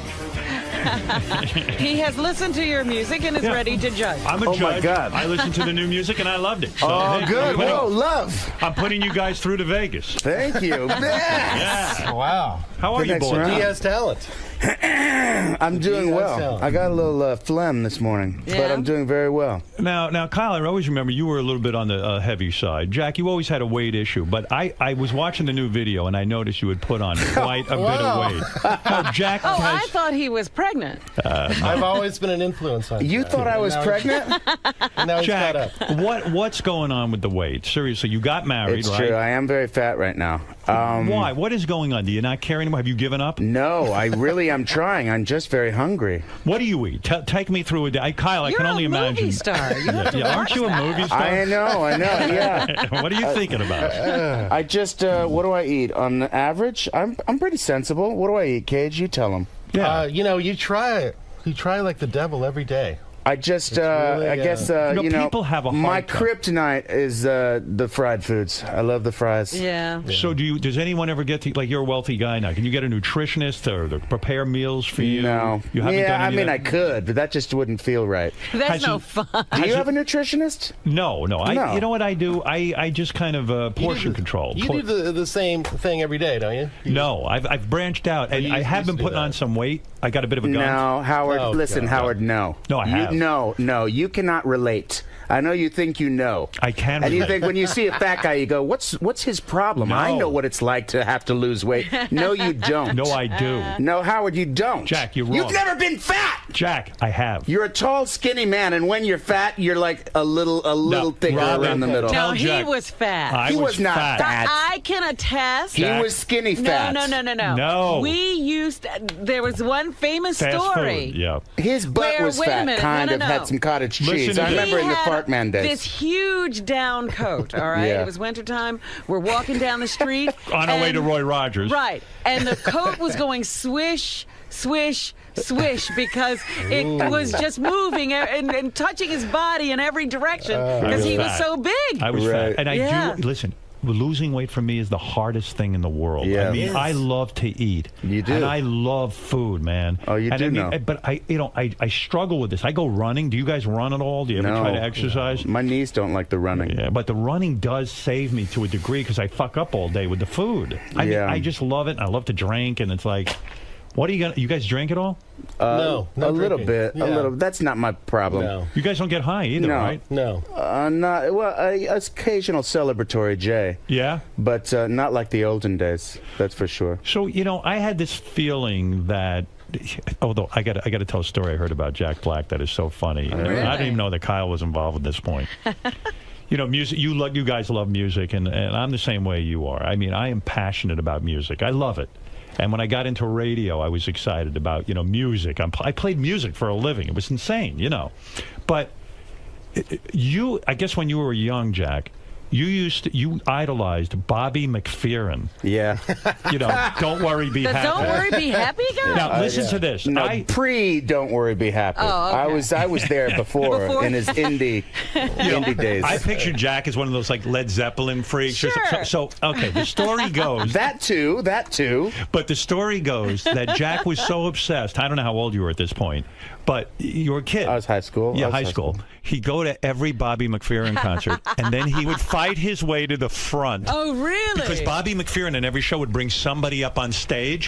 He'd bring a group of people up on stage. So Jack would run to the front and just go through all kinds of machinations to get onto that stage. It's true. He would ask for a group of 12 singers to come up on stage, and I would run, and I was sitting in the way back, and I would have to run past people that were running to the stage. I ran so fast. I was so excited to be in his voice extra, as Now, they called it. heard. Now, how many times did you actually end up on stage? Only about 3 times. 3 times. Only three times. Only 3 Yeah, times. yeah. Imagine a whole concert. He got on stage 3 times. And then the story goes that you were so out of control trying to get on stage that they pulled you aside and told you had to calm down. No, it was this. It was actually I was on stage and we were doing. He was sort of conducting us and telling everyone what part to sing in the harmony. And I got excited and I started doing like he does a chest slap when he sings. And I started doing the chest slap, but it was unauthorized. And he gave me a little shake of the head. Please don't do that. Don't do that. Stop. Like did you back off and stop? Of course. Yeah, right. He's Bobby he McFerrin. was my god. Now that you're very famous, have you ever had a chance to tell Bobby McFerrin of all of your adulation that you gave him and fan worship? We have not crossed paths. We've never met, but maybe someday. I'm not the kind of celeb that goes looking out for other celebs to make celeb connections. But do you feel silly that you were that into Bobby McFerrin? Like now that you think back on it, does it feel just ridiculous to you? No. Being a comedian, those embarrassing moments are what make you stronger. And look, now I have a story to talk about. You guys are, you put out a new Tenacious D album. Comes out today. Yes. Comes out today. Yeah. And a lot of people felt that Tenacious D was going to go away. The movie came out. The movie didn't do that well at the box office. We had all hoped for better. That's a kind way of putting it. Yeah, it bombed. Were you hoping for better, really? It bombed. You know it bombs when you open the newspaper to see, in the top 10 where you're not even there at all. It's as if the movie didn't. Now, we came on. You came on my show. Yeah, and you said not to worry. Yeah, well, don't worry, be happy. That's my slogan. I'm a big Bobby McFerrin guy, too. It's going to be fine. Yeah, don't worry, boys. We're all good. Oh, yeah, everything will be fine. Yeah. Don't worry. No, but it did seem, the movie was a funny movie. Yeah. It seemed like something that was different. People are always saying, give us a different kind of movie. Yeah. Were you genuinely shocked, or did you sort of brace yourself for this kind of failure?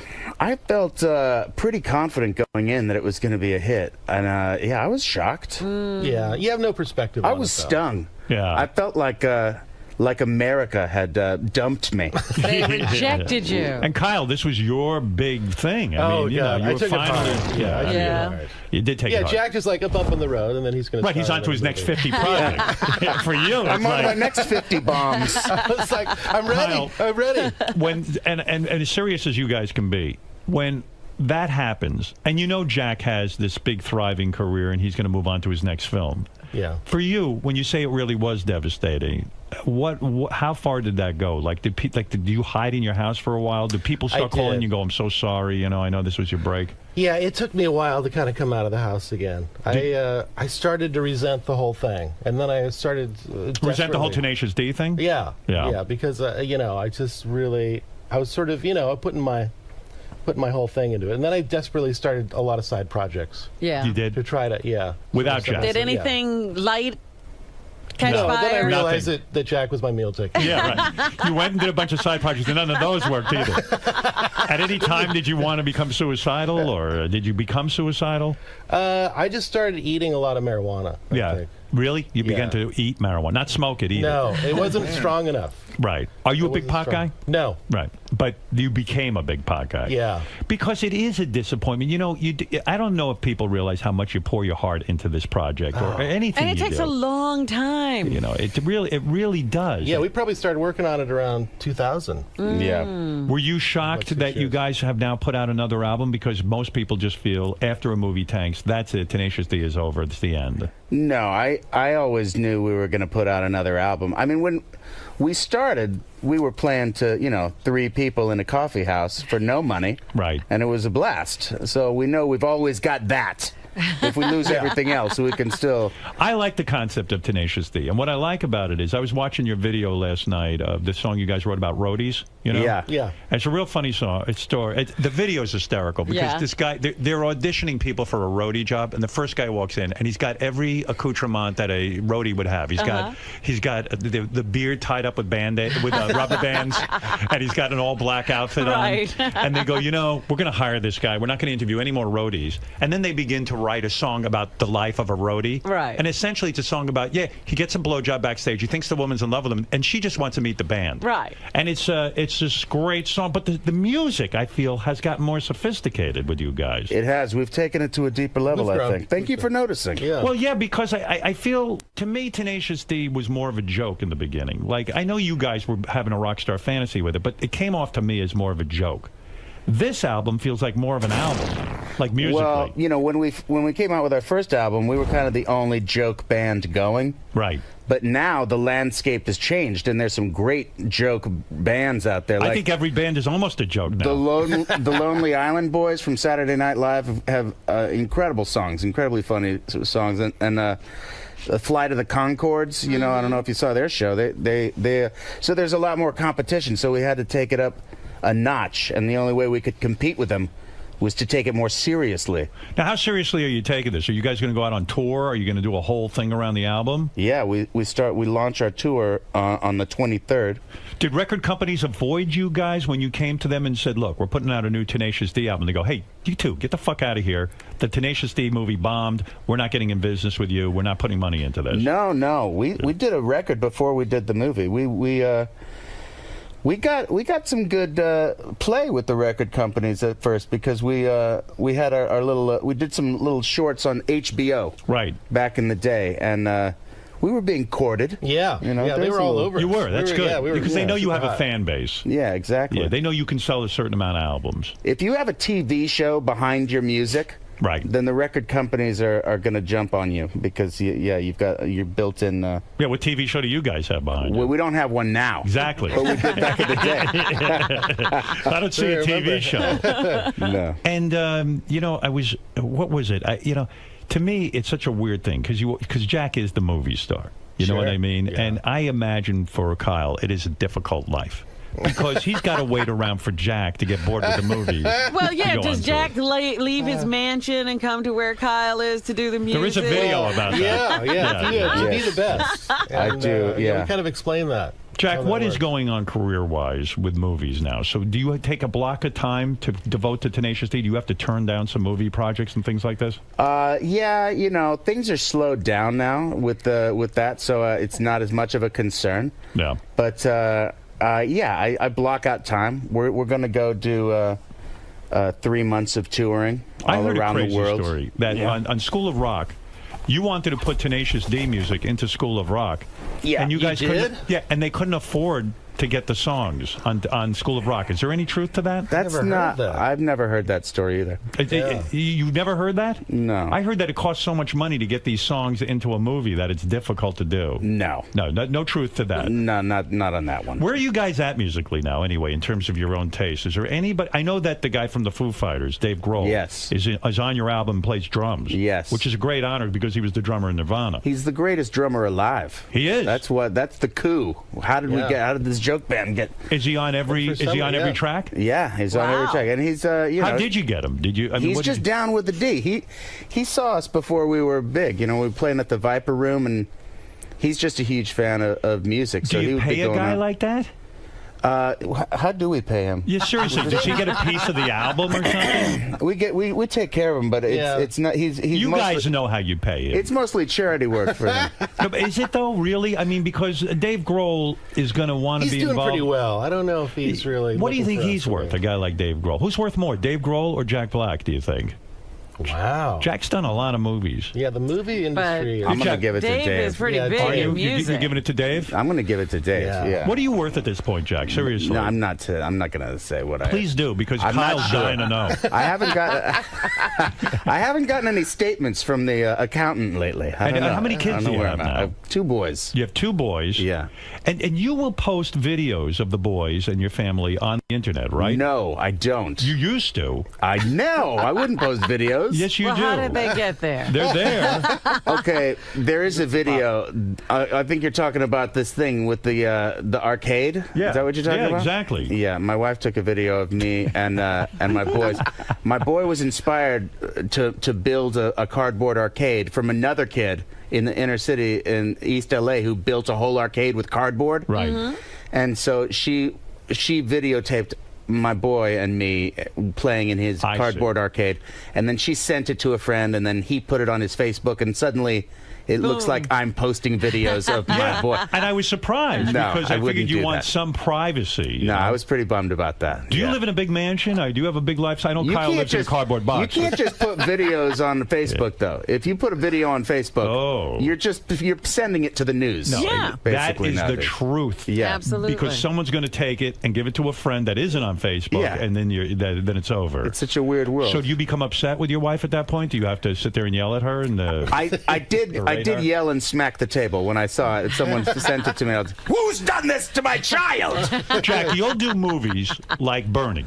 Yeah. Now, Bernie was about a serial killer, right? Or something like that? Yeah. And it wasn't a big money-making movie. I think it made like, I don't know, a couple $100,000. Well, you know, it's just just gone wide, so it's not fair to say how much it made, because it's still making money, yeah. But when you make a movie like that, you went to visit the real-life Bernie in prison. True. What the hell is that like to go visit a serial killer? That's heavy. I've never been in a prison before. Have you been to a maximum security? Never. It's intense, you know. You go in there and there's like 5 layers of security to go through, and there's big signs saying, if you bring anything into this prison, you will be held to the full account. You know, you just get really nervous. Don't you even feel like it's going to be some weird scene, like all of a sudden they're going to lock you up and there's going to be some sort of mistake? I mean, I become like paranoid entering into a facility like that. You get nervous just being around that kind of violent energy when you're looking into the faces. You don't want anything to go wrong while you're there. What does it Things take? go wrong. Yeah. How do you end up getting in to see this guy? What's the guy's name? Bernard Tita.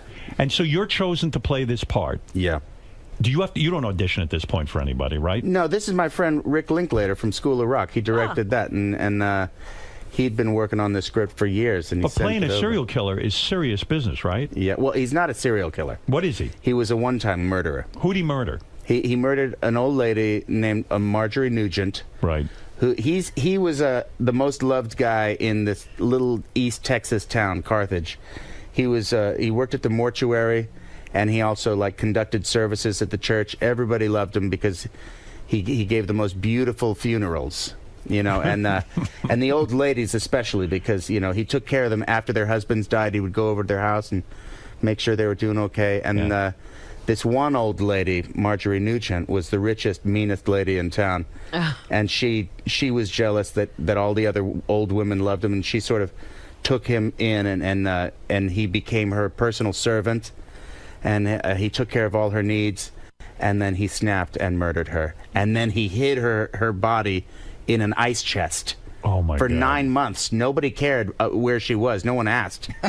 No one noticed she was gone. She was because nobody gave a damn. No, and then he was discovered. But in that 9-month period, you know, he was sort of living it up and giving all her money to all the people in town. And what a fascinating dude to play. Very dark, strange he was story. so nice. He was so well loved. Exactly. No one believed that he could have done this. The only person who didn't love him is the one in the freezer. It's no, weird. she loved him too. No, she loved him too, and he killed her. Most. So how did they figure out he did it? Like eventually somebody saw that she was missing? Eventually some of the other, the relatives that were sniffing around to see what had become of her, called the cops. Finally. Yeah. 9 months later. Wow. And what was it like to meet him? I mean... So you get into who gets you into the prison? The movie guys? Well, we went. We called a couple weeks ahead of time. You can't just show up to the prison. They wouldn't let us just come in. Why do you need to meet him? Like, as an actor, why I didn't do you have to meet him, but I wanted to because... you know, when you're playing a real guy, you want to see him in person and hear his accent and watch him walk around just to get some behavior. Right, not to do an impression of him. A little bit. A little bit. You want to get his accent, get sort of his tics down and stuff. Got some and to ask some questions about, you know, what was did it you like? ask him? Well, the main question that was eating away at me after reading the script was, why not just leave once the relationship went toxic? Once she was, you know, why did you kill her? Becoming this oppressive force in his life. Why not just, get the hell out of there?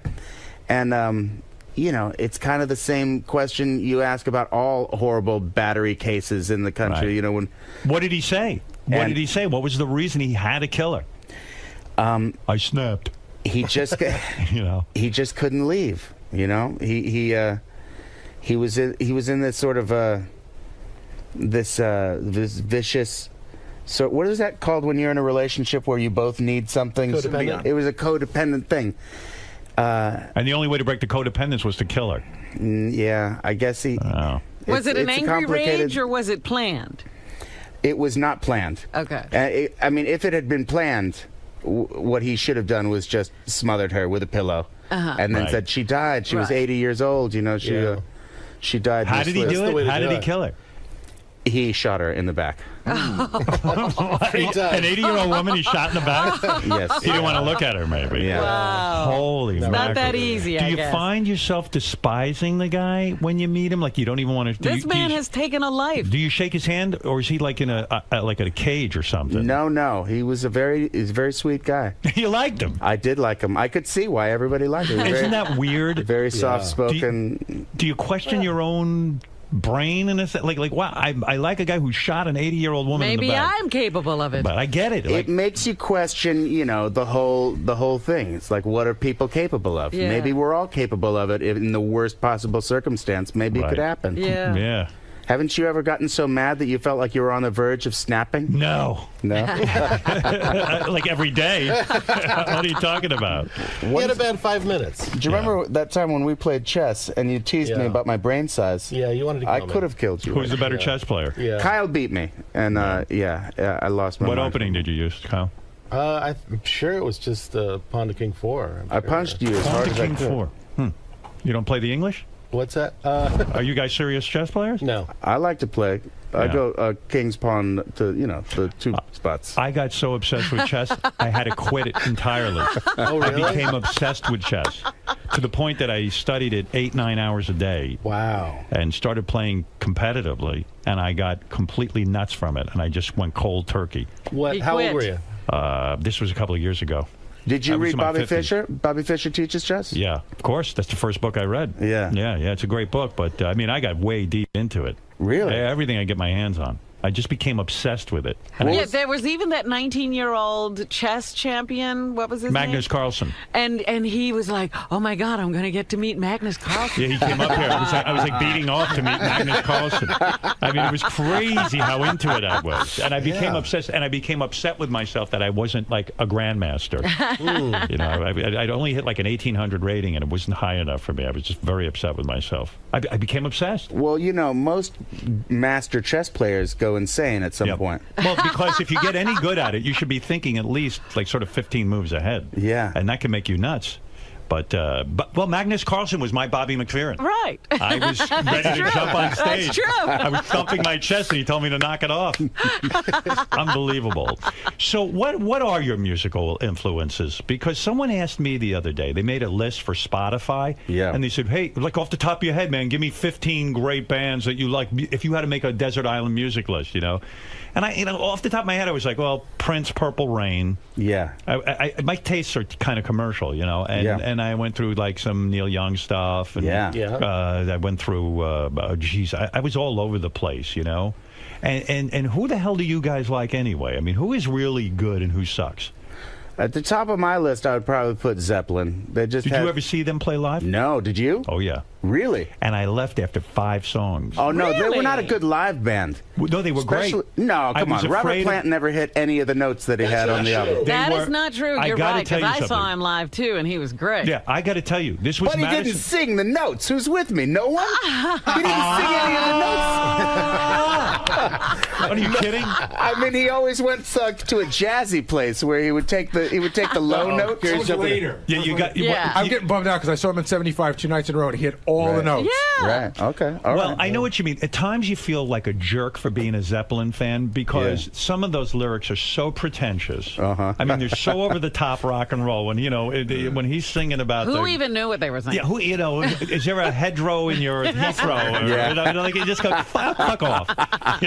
So when you see that, you go crazy. But I went to the concert, Madison Square Garden. Yeah. I go with a friend of mine, and within 2 songs, people are taking quarter sticks of dynamite, M80s, from the balcony and throwing them down on the people below. And I'm below, and I was like, I'm getting the fuck out of here, man. I don't want to. Quarter stick. You're talking about M80s. You can blow your head off. That's like a felony. You can't. Yeah, no kidding. And this was going on, and everyone was wasted, and those guys are singing. I go, I'm not dying at a Led Zeppelin concert. I don't blame you. That was the end of it. No. But if I'm being honest with you, there's a lot of cheese mixed in there too. It's not all just Zeppelin and cool metal bands. Who else do you like? I mean, the embarrassment. If I'm going to be honest, right? There was a period of Billy Joel in there. Why is that? What's wrong with Billy Joel? He's one of the greatest artists of all time. Okay, good. True. There you go. There you go. You consider Billy Joel cheesy?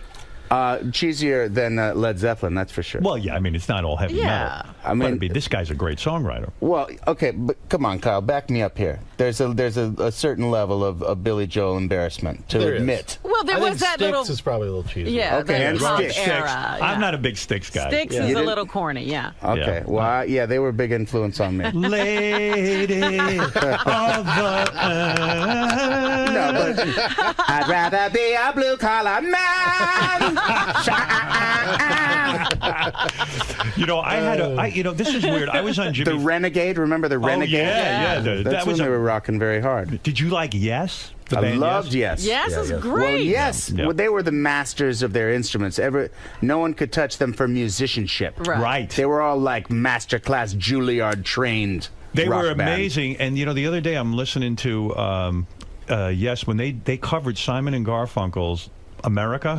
All done to look for America. Yeah. Oh, my God. I mean, it was an opus. It was unbelievable. It was like 11 minutes long. Really? They covered the Simon and Garfunkel. Yeah. Oh, That's my interesting. God. You ever hear? Oh, my God. It is one of the greatest tracks ever. Wow. Yeah. Were you into Emerson, Lake and Palmer? Not so much. I went to see them in concert. It was great, though. But they were the first guys I ever saw. They had a keyboard that they strapped onto them, and they could walk through the audience with it and stuff. And it was Yeah. Like a guitar? like a keytar, like they were the original keytar guys. So bad. Guitar is Rick so Wakerman, bad. right? Yeah. But I remember my big turnaround from the cheese of the 70s was Ozzy Osbourne when I got Blizzard of Oz. Yeah. That's what changed the story for me. That's when I tapped into the hard Because stuff. Tenacious D is, but Tenacious D isn't really hardcore rock. I mean, it's good rock and roll. I mean, the new album is, it rocks. Thank you. And seriously, the music is solid. Thank you. And I don't think anybody's putting out. It doesn't even pay to put out rock music anymore. There's no more rock radio. Isn't that kind of depressing? Well, where do you hear rock? Who's big in rock today?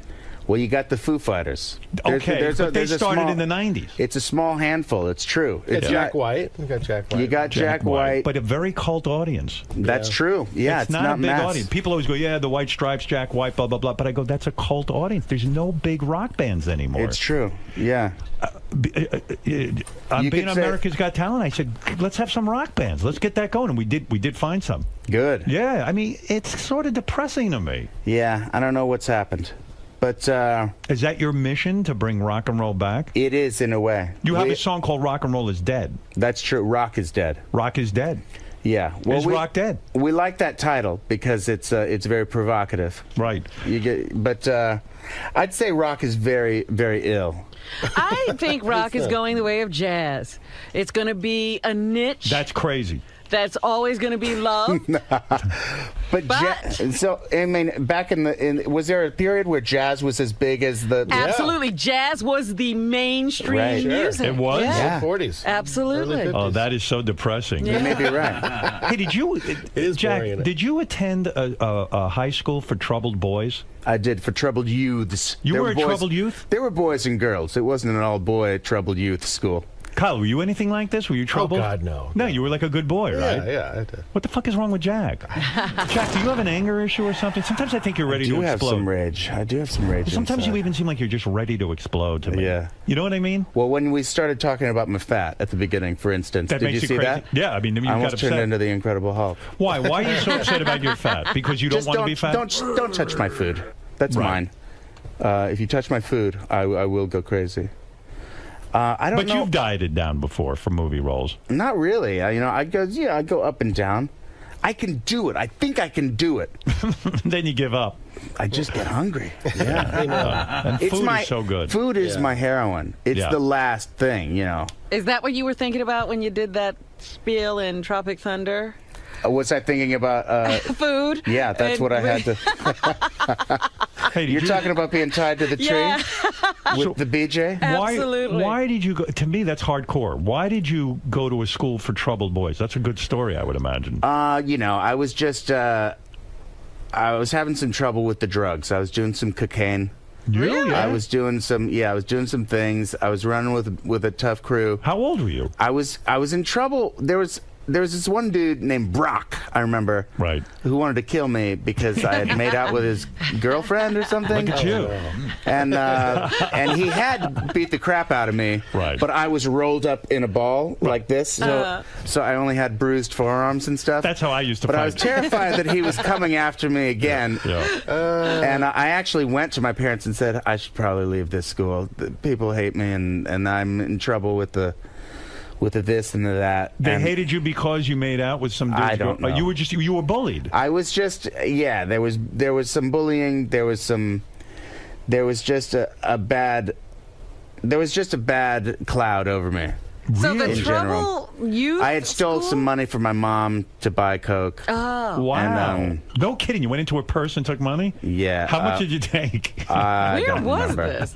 Where's this going going on? $1,000. Over $1,000? Yeah. And no shit. Wow. And so you're a badass. I said, yeah, it's probably a good idea to have a fresh start somewhere else. And they went along with it. And yeah, they didn't send me to military school. They sent me to this other, alternative thing. If which you had is like a stolen school for troubled youths. $1,000 from your parents, Howard, would you still be alive? No, my father would have killed me. But all the other kids that were at the school, none of them had chosen to go there. Right. They'd all been kicked out of their schools and gone to And this school. wound up there. But it was actually really good for me. I turned my stuff around there. Let me understand this. Your mom had over $1,000 in her purse, which is amazing. No, it was her card. It was actually me and a friend of mine. Right. My friend actually did a lot of the legwork. Credit card we got the PIN number. We got the PIN number. Wow. And it's a bank heist. He actually took more than me without me knowing. Kyle, want to get out of Tenacious D? And I like it's your mother. What about his mother? Why don't we rob her? She wasn't involved. Oh, your mother must have had it. Look, how soon did they figure out that you took $1,000? And then you had to admit to them that you did it for coke. Oh God, right? it was so horrible because I didn't admit it to them. They kind of found out, and my mom said something like, "Someone's taking money out of my account. There's a fraud. There's a fraud at the bank." And I was looking around going, "Oh God, is she going to find out? What's going to happen?" And they said, "Don't worry, we're going to find out because they have film. They have cameras at the thing, and you can see who." And then I just remember going out into the swimming pool outside, drowning yourself. And I was kind of screaming at the bottom of the pool because I was so freaked out that I had to confess to this horrible crime. So you confessed. They didn't go and check. I confessed before they broke down. Before you feel them closing in. Not only you getting beat up at school, not only don't the kids like you at school, you finally got to make out with a chick, and then you got your ass kicked. Yeah. And then you decide, I'm going to get into coke, and you steal $1,000 from your mom, and then you fall for the oldest trick in the book. There's cameras over there, and they go, oh my God, and you completely broke down. But doesn't your father beat your ass after something like that? Who needs detention? No, there was no corporal punishment. What did your father do for a living? My father and mother were both aerospace engineers. You're very kidding. smart people. Wow. Did you feel like an utter failure in their eyes? Because when you have a smart parent like that, two parents like that, don't you feel like, oh, I'll never live up to them? You probably weren't a good student. I definitely felt like something went wrong because they were so smart, and I was not exceedingly smart in those areas. They were mathematicians. You're saying something I respond to because I consider my dad one of the smartest guys. I mean, book learning type smart. Like he can absorb anything quickly. And I used to say to myself, "What the fuck can't I do that? Yeah. How does he know everything? I'm a big dummy." I would just fall asleep in class. It was like They interviewed an English teacher of mine from high school in the New York Times. Is that right? And he said, I do remember how, no one remembered me, but he says, I do remember a guy who used to sleep through my class. He put his head down on the desk. And I remember I'd get high before his class, and I put me to sleep. He wasn't that interesting. And I ran into him about a month ago, about a year ago. A year ago, yeah. And he goes, yeah, you slept through my class. But how do you bring a report card home to two incredibly smart parents? That's not not so good. Yeah, I blacked that out. I don't remember what. But then you told me your parents were nudists too, which is even freakier. Now, There was a time in the 70s that they, this time has passed. They're not hippies by any means, right? But they had a moment. They had a moment. They had a moment. What do you make of that though? Like, why? Why go nude? Why nude? And like, when you would walk home, did you ever come in with your friends and your parents are hanging out? No. There was a place called Elysium. You ever heard of this place, Elysium? Yeah. You've heard of it? Up the coast a bit. I don't know. They don't like me to talk about their old. But Elysium is a nudist colony. My dad might be listening. Let's not talk about that. Can we I not? gotta know. Last time I talked about the nudist colony, I got in trouble. Oh, did you? They gave you the lecture? Yeah, they were like, "Look, Jack, that's a period of our lives. We'd rather not have you discussing.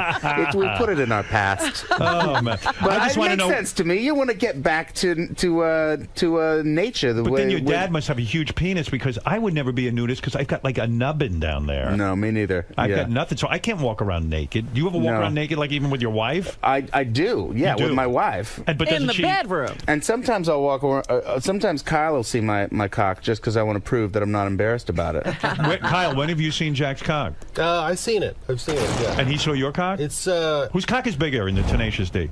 Oh, Jack kills me. He does? That's not true. Your cock is the tuna can. I'm a grower. He's got a he's got a better width. Yeah, mine is the tuna can. And some guys would say that's like, oh, you're so gay, you guys look at each other's cocks. But when you're in a band, I guess it's a part of the rites of passage. Well, I guess we don't have those gay straight hang-ups that a lot of the... What'd you think of the president saying that he's coming out that he always supports gay marriage? You know, I'm all for it. I was very proud to have a president that would be so accepting. Right. I've got gay and lesbian friends and family. In my world. Sure. So we all do. Didn't you think the But evolving I know politically I don't know if it was the smartest thing, because we've got a lot of people not buying into that yet. It's a slow moving. You know what I'm thinking? People used to respond to like a Harry Truman guy who said what was on his mind. Yeah. And although you could make the argument Biden forced him into doing this, I think there's something refreshing when someone just has a real opinion and says I'm for something. I've said the only thing I have against the president is he should go further and make this a national movement rather than leaving it up to the states. Yeah. It's ridiculous that gay people can't get married. It is. You know what? It's And ridiculous. the polls show that people's minds are changing on this. People are more accepting of gays and lesbians, and I think it's going to be good to just reveal where Romney's at. Because if he doesn't say anything, then Romney doesn't have to say anything. Yeah, it forces it out in the open, this whole discussion. Now we know that Romney doesn't really support gays and lesbians, so that's good. Hey, what happened recently where, although I should really get back to this whole thing, you stealing coke and then going to a bad boy school. God. I want to know what bad boy school because I want to know what turned him around. It What was happened there? What turned you around? It's actually a really good school for kids that are having some troubles called Poseidon. In West LA, for anybody who's got a kid that... How long did you go there for? Did you graduate there? I was there for a year and a half, and then I went to a school called Crossroads. That was a private school for the arts and sciences. That was where I met my wife, actually. Oh, no kidding. How long have you been with your wife? Well, I didn't date her. Right. I just loved her then, from afar. Did you have a crazy period of time? Never even really spoke to her. Well, I did. We met, but we didn't really. You got to sexually be with actresses and like famous women and all. Did you do that whole scene? Of course I did. Oh, yes. I wonder who the hell you were banging. You name it. I banged them all. What about? There was a rumor about you and Cher. Is that true? Cher. Cher. Yeah. I'm that gorgeous fat guy from the movies. They all want me. It's not you and Cher. But seriously, as a heavyset guy, a lot of your leading ladies and things, I'm talking about before you got married, would not look at you because you're not, you're not Johnny Depp or something. What do you mean? There's a lot of chubby chasers out there. Are there? Yeah. So you had your share of sex with famous women. Come to the teddy bear. At Tenacious D concerts, does Kyle ever get laid, or is it impossible? I used to get lucky out there. Did you really? Yeah. You had your date? Love the road, huh? Jack's laughing at you. He knows you had no luck. That's not true. I don't know what happened there. That's not true. Are you guys best friends? I'd say yes. I think so. Jack's not saying it. Yeah, I would say that Cage is my best friend, but I know that I'm not his. He's got more best friends now. What are you talking about? Well, I think I'm. Who? You got your Mike Bray. You got your. You got like a whole posse of tight buddies. Does that bother you? I'm just sort of a loner in my Hollywood bubble. Yeah, I don't but you really have famous any friends. I could see you like hanging out with all those guys like Stiller. And, I see them once in a while, but no, we're not like I'm not tight with. I'm not tight with any of those guys. When I see them, it's always friendly, but I'm not tight with any of those guys that I've done movies with. But no. in a way, guys, Jack, when you get to your level of fame, and I mean, you've done a lot of movies now. You're a famous guy. You know, you present at the Academy Awards. Isn't it something nice to? I have to say, I was very jealous when I heard you were going to that kick-ass party with Jimmy Kimmel. I would have invited you. I didn't make the cut. No, you know what it is? I was afraid to bring Kyle. What do you do about Kyle? What do you do? You want Jack, but you got to have Kyle. You know what I mean? Meanwhile, Kyle's no suck. Last time I saw you, I think you told me you had a 25-year-old girlfriend, right? I might have. Yeah. You broke we have up with a song her? on the album called 39. What is that song about? Well, I was so excited that I said, Jack, I'm dating an age-appropriate woman now. Right. And he's like, well, how old is she? Well, she's 39. Yeah. In the meantime, Kyle's 50. I was so proud of myself. Yeah. I'm like, hey, Kyle, you know spring chicken. You think 39 is age appropriate when you're 50? That was the thing, and Jack just thought that was hilarious. Yeah. Are you sorry you got married, Jack? No. You're happy? Yeah. Yeah. No, it's. I was worried that getting married would be the end of all the excitement in the sexual area. Yeah. But that is not the case. No kidding. I don't want to get into too many graphic details, but things are very good. Because your wife feels safe in the relationship and you adore her. And that's right. But are you saying the things got better sexually when you got married? In a way, they did. Like anal got on the table? Okay. What went on the plate Jack, that honestly. wasn't there before? Yeah. I have to say, I've never been into that. Me neither. I've tried it. Yeah. Because, it's got a lot of hoopla around it. Right. There's a lot of buzz around the anus. But when you tried it, was there? I didn't think it felt better. No, it's weird. No. You feel duty, don't you?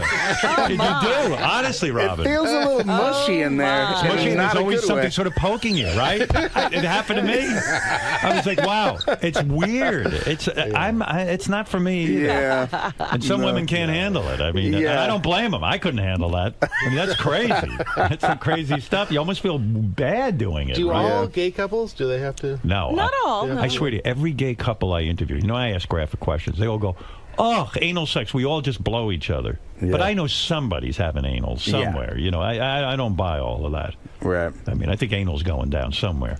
Yeah. Yeah. It might be going the way of jazz. Yeah. Or the disco ball. You never had a period of time where you guys were into disco, were you? Oh, God. I'm sure I did. Did you, Kyle? Yeah, I had the silk shirts, I remember I had a disco period when I was like 10. But there was the first song that I ever liked was "Take a Chance on Me." Was that disco? That was ABBA. Yeah. Is that disco? More pop, I'd say. Pop, don't you think? ABBA. That was probably ABBA's stray into disco. Yeah. Hey, so Tenacious D, the new album is called Rise of the Phoenix. Phoenix spelled F-E-N-I-X. The boys had trouble with that one. As it should be. Jack said he's not that smart. It's right. No, it looks better that way. Despite bright parents, he doesn't know how to spell. But look at it. When you look at Phoenix spelled like that, doesn't it look almost like penis? Yes, it does. It's got a double entendre. Yeah, it's true. Maybe we're smarter than you think. Did you bond clever. with Dave Grohl over your sort of feelings about Courtney Love, who was married, of course, to Kurt Cobain? We never talk about Courtney. She attacks Dave Grohl all the time. Right. And I know that you had some sort of statement to make about Courtney Love. Only because she came out and said something about, what did she say? Because I was in the Muppet movie. Muppet movie, yeah. And we did a little Nirvana gag in there. And she got upset. She got upset. I think mostly it was just she wanted to get out in the press and be noticed. She attacked your Muppet movie. Yeah. Because you used Nirvana music. Yeah. And she said that's sacrilege. She thought we were shitting on the memory of Kurt Cobain, which I just thought was so absurd. If anything, you're keeping the memory of Kurt Cobain alive. He's my favorite of all time. He's my favorite concert I'd ever been to was Nirvana during the Nevermind tour in San Francisco. Do you love rock so much that you cried when you heard Kurt Cobain died? I did get emotional. I don't think maybe I did cry. I don't remember. But I wish we had that on video. That was heavy. Never mind your kids. I want you on video crying over Kurt Cobain. I really do. But I understand it. Have you ever cried at the passing of a rock legend? You know, I think the closest... John Lennon? John Did that Lennon... get I don't know that I cried, but I know it blew me away. I was angry, and I'll tell you why. To me, John Lennon was everything. He changed everything. He changed my life, the way I grew my hair, the way I thought about things. When the Beatles wrote Sgt. Pepper's, and I remember I was at summer camp and I heard it for the first time, my mind was blown. And I got scared because they were into drugs, and I was like, what's that all about? And then a year later, I was doing it, and it's like everything about them was important to me. And all I could think about is this guy got killed who gave so much to the world. And I'm like, who knows what else was locked in the vault of his brain? What other music would have come out? The thoughts, even when he would go on these talk shows and speak, he was such a, like Steve Jobs' thought of what he changed our life. John Lennon, to me, was I still can't get over the loss. Do you know what's amazing about John Lennon and Kurt Cobain? I'm going to draw a strange parallel here. Go ahead. They were both masters at exploding bullshit. If there was bullshit in the world, they would go after it and just destroy it. Because they got to a point in their lives, and it's so satisfying when you see them do that. When they the way that Lennon went after organized religion with Imagine. It was like, it's so like no one's saying it, and it's right there. It's like, thank you. And now you hear Imagine in an elevator.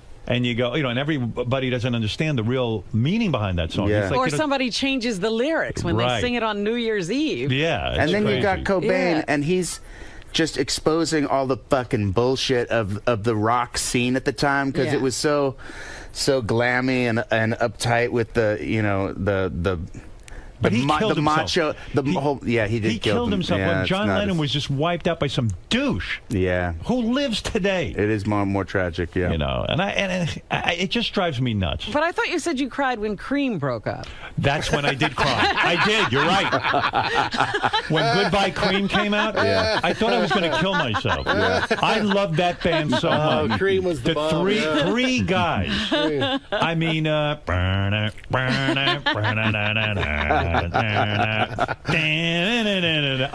was mental for that band. And then suddenly Eric Clapton goes, Ginger Baker, Jack Bruce, I don't need these two douchebags. Fuck you. I'm leaving the band. I go, what are you doing? Well, this is the greatest band. No, although it was weird when they had the reunion recently. Yeah. It didn't turn me on. I got to tell you. It wasn't the same. You cried again.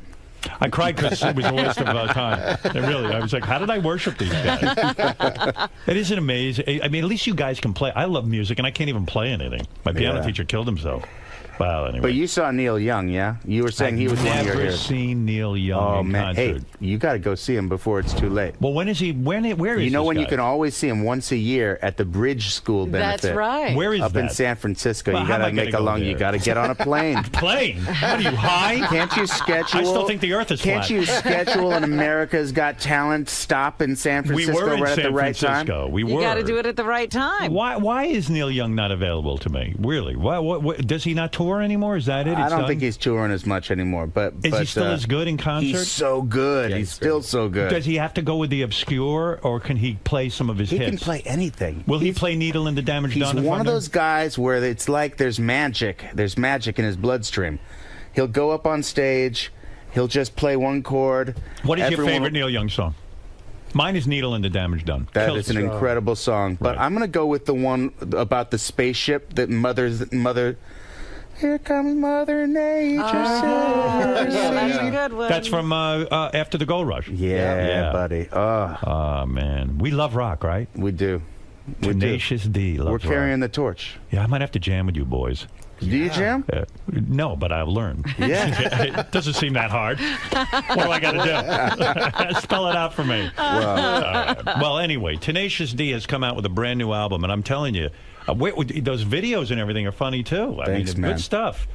You guys will be all around. The new album, Rise of the Phoenix, Rise spelled R-I-Z-E. Okay. And Phoenix, F-E-N-I-X, is in stores today. And Tenacious D's tour will kick off in Santa Barbara, California, which is always a fun time with the boys. And for additional tour dates, you can go to tenaciousd.com. And when the boys come to your town, lock up your women. They're ready. Jack's had a threesome, right? You told me that. You experienced it. It happened. Look at you. Look at you. Hopefully 2 girls. Those days are gone. Yeah, was it 2 girls? Yes. Yeah, Kyle, what's with you? What's the matter with you? Of course it was 2 girls. I don't know. We could talk all day, but, you know, what the hell? I got to move on. I'm a judge. I'm too important to be talking. Great to see you again. Great seeing you. Where are you going? What's the rest of your day like? Are you doing more promotion? We're going to go do Jimmy Fallon. Jimmy Fallon? Yeah. I was just there the other night. Yeah. I had a great moment. I got to tell you this. Talk about rock and roll. I go on his show, and Mick Taylor is sitting in with the band.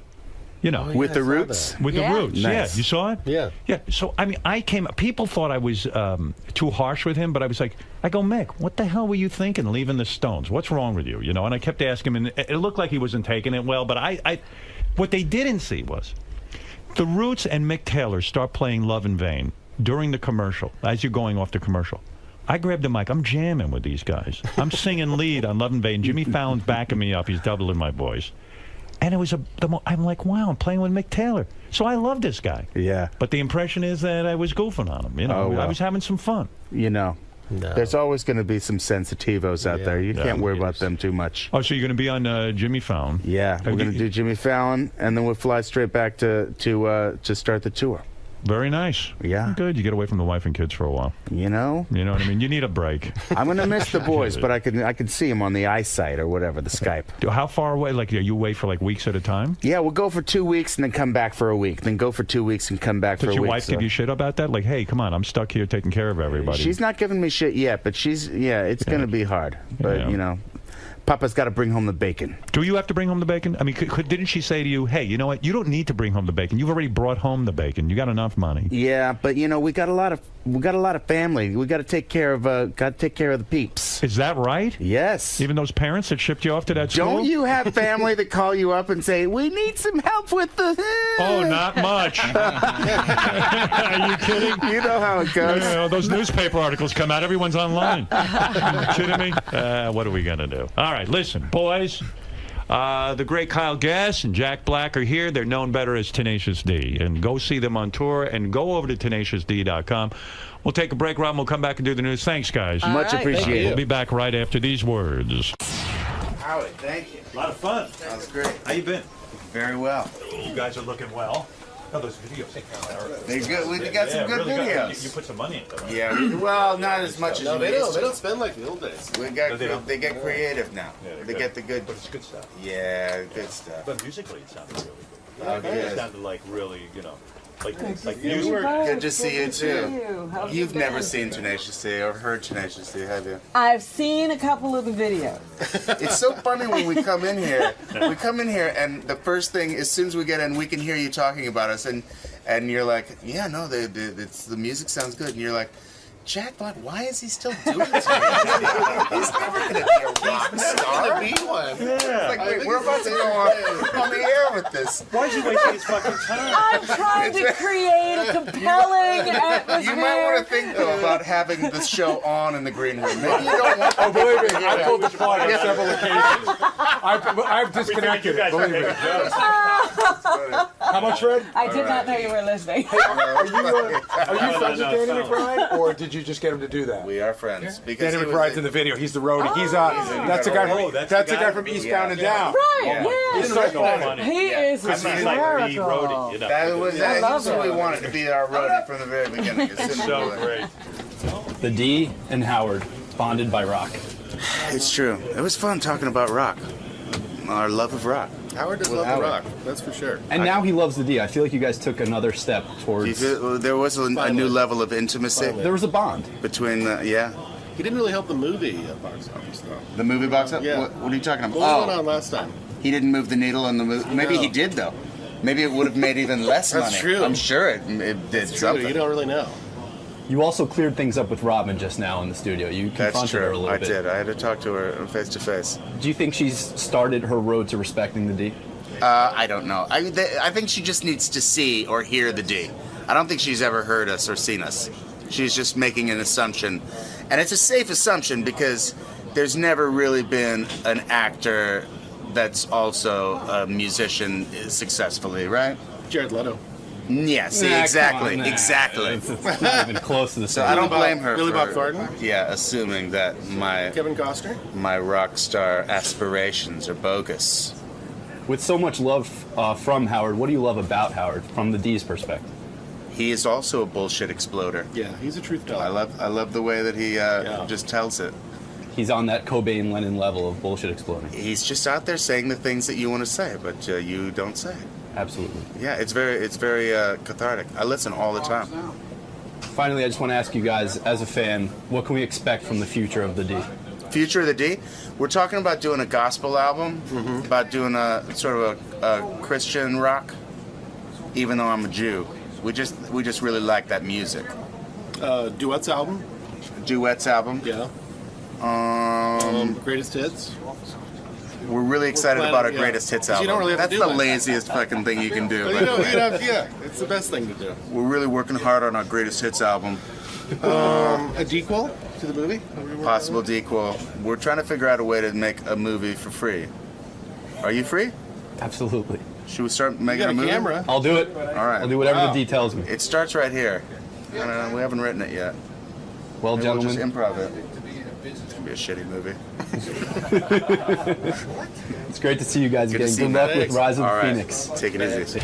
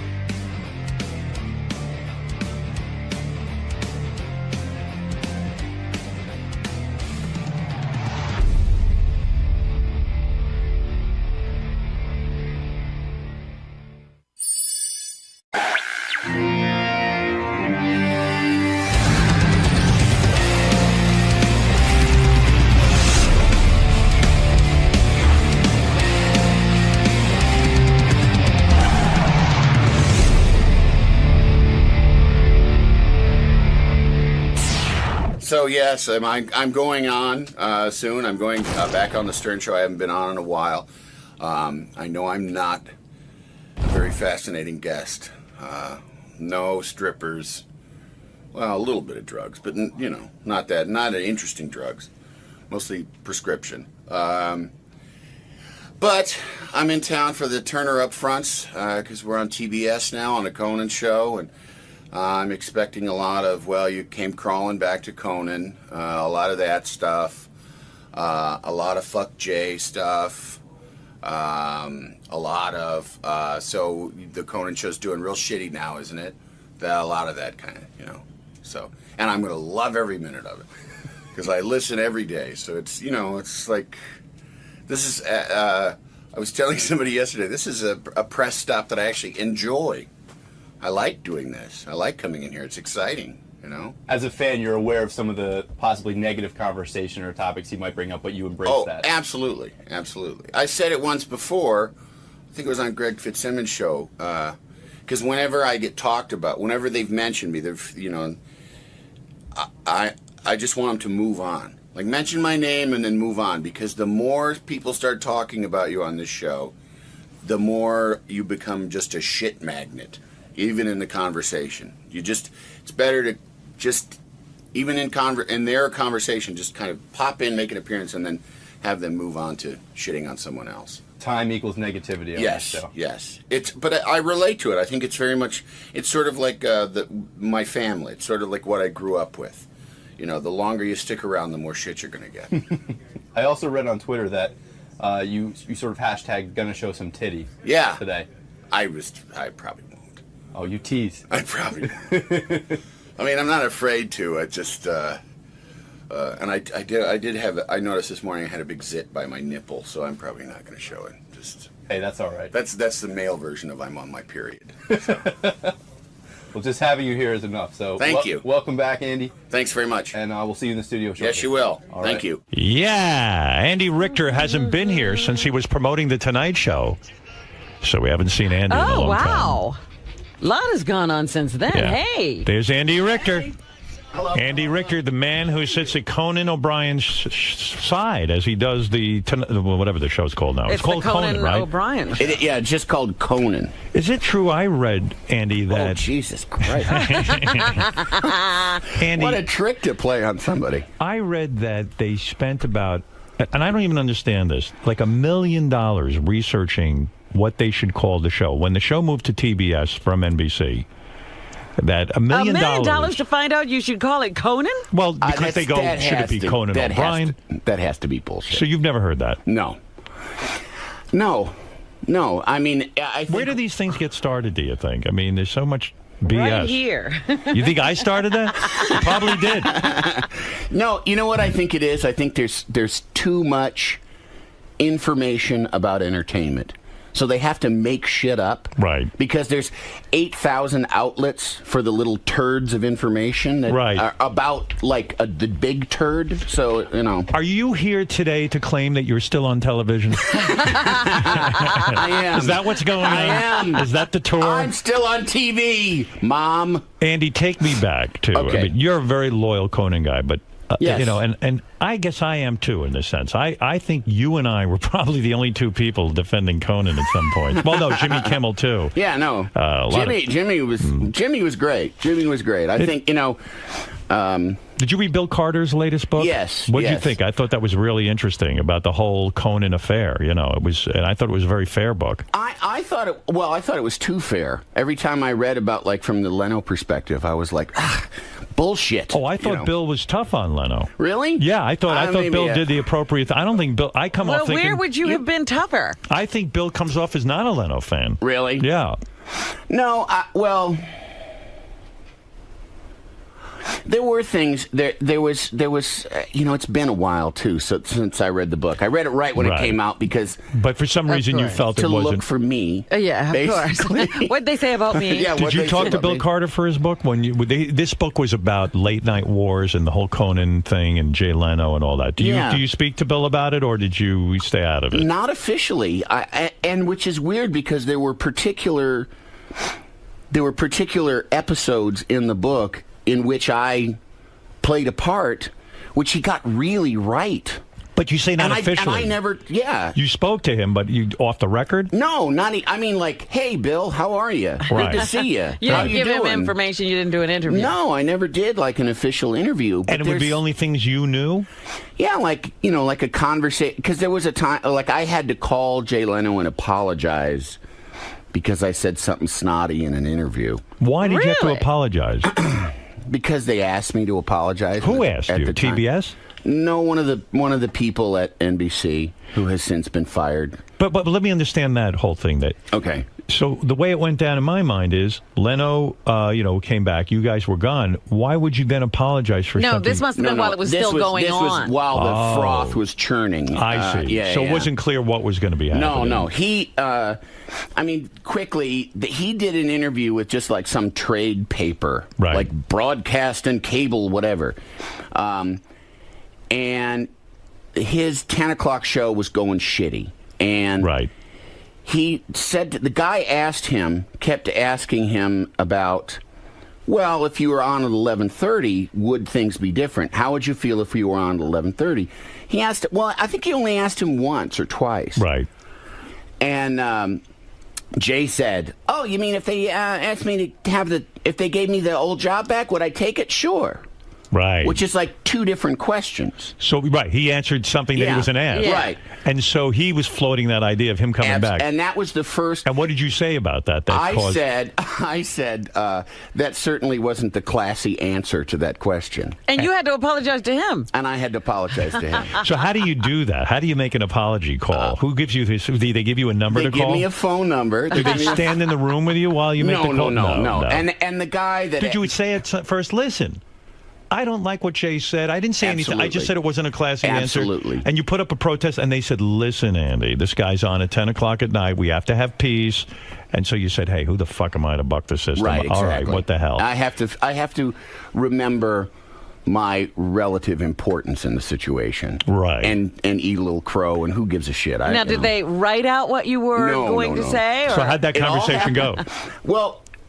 How you doing? Well, you know, it is the funniest thing to me. The first thing was I'm given a number, and it was pretty early too. And the thing that I said, I was promoting something else that I'd done. I don't even remember.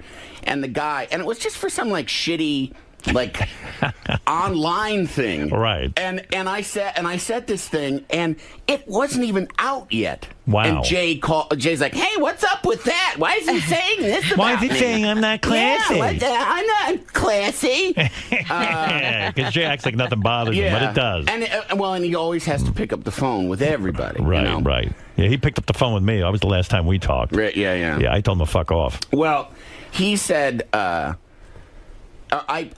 get this number, I dial the number, and I'm expecting something other than what I got, which was,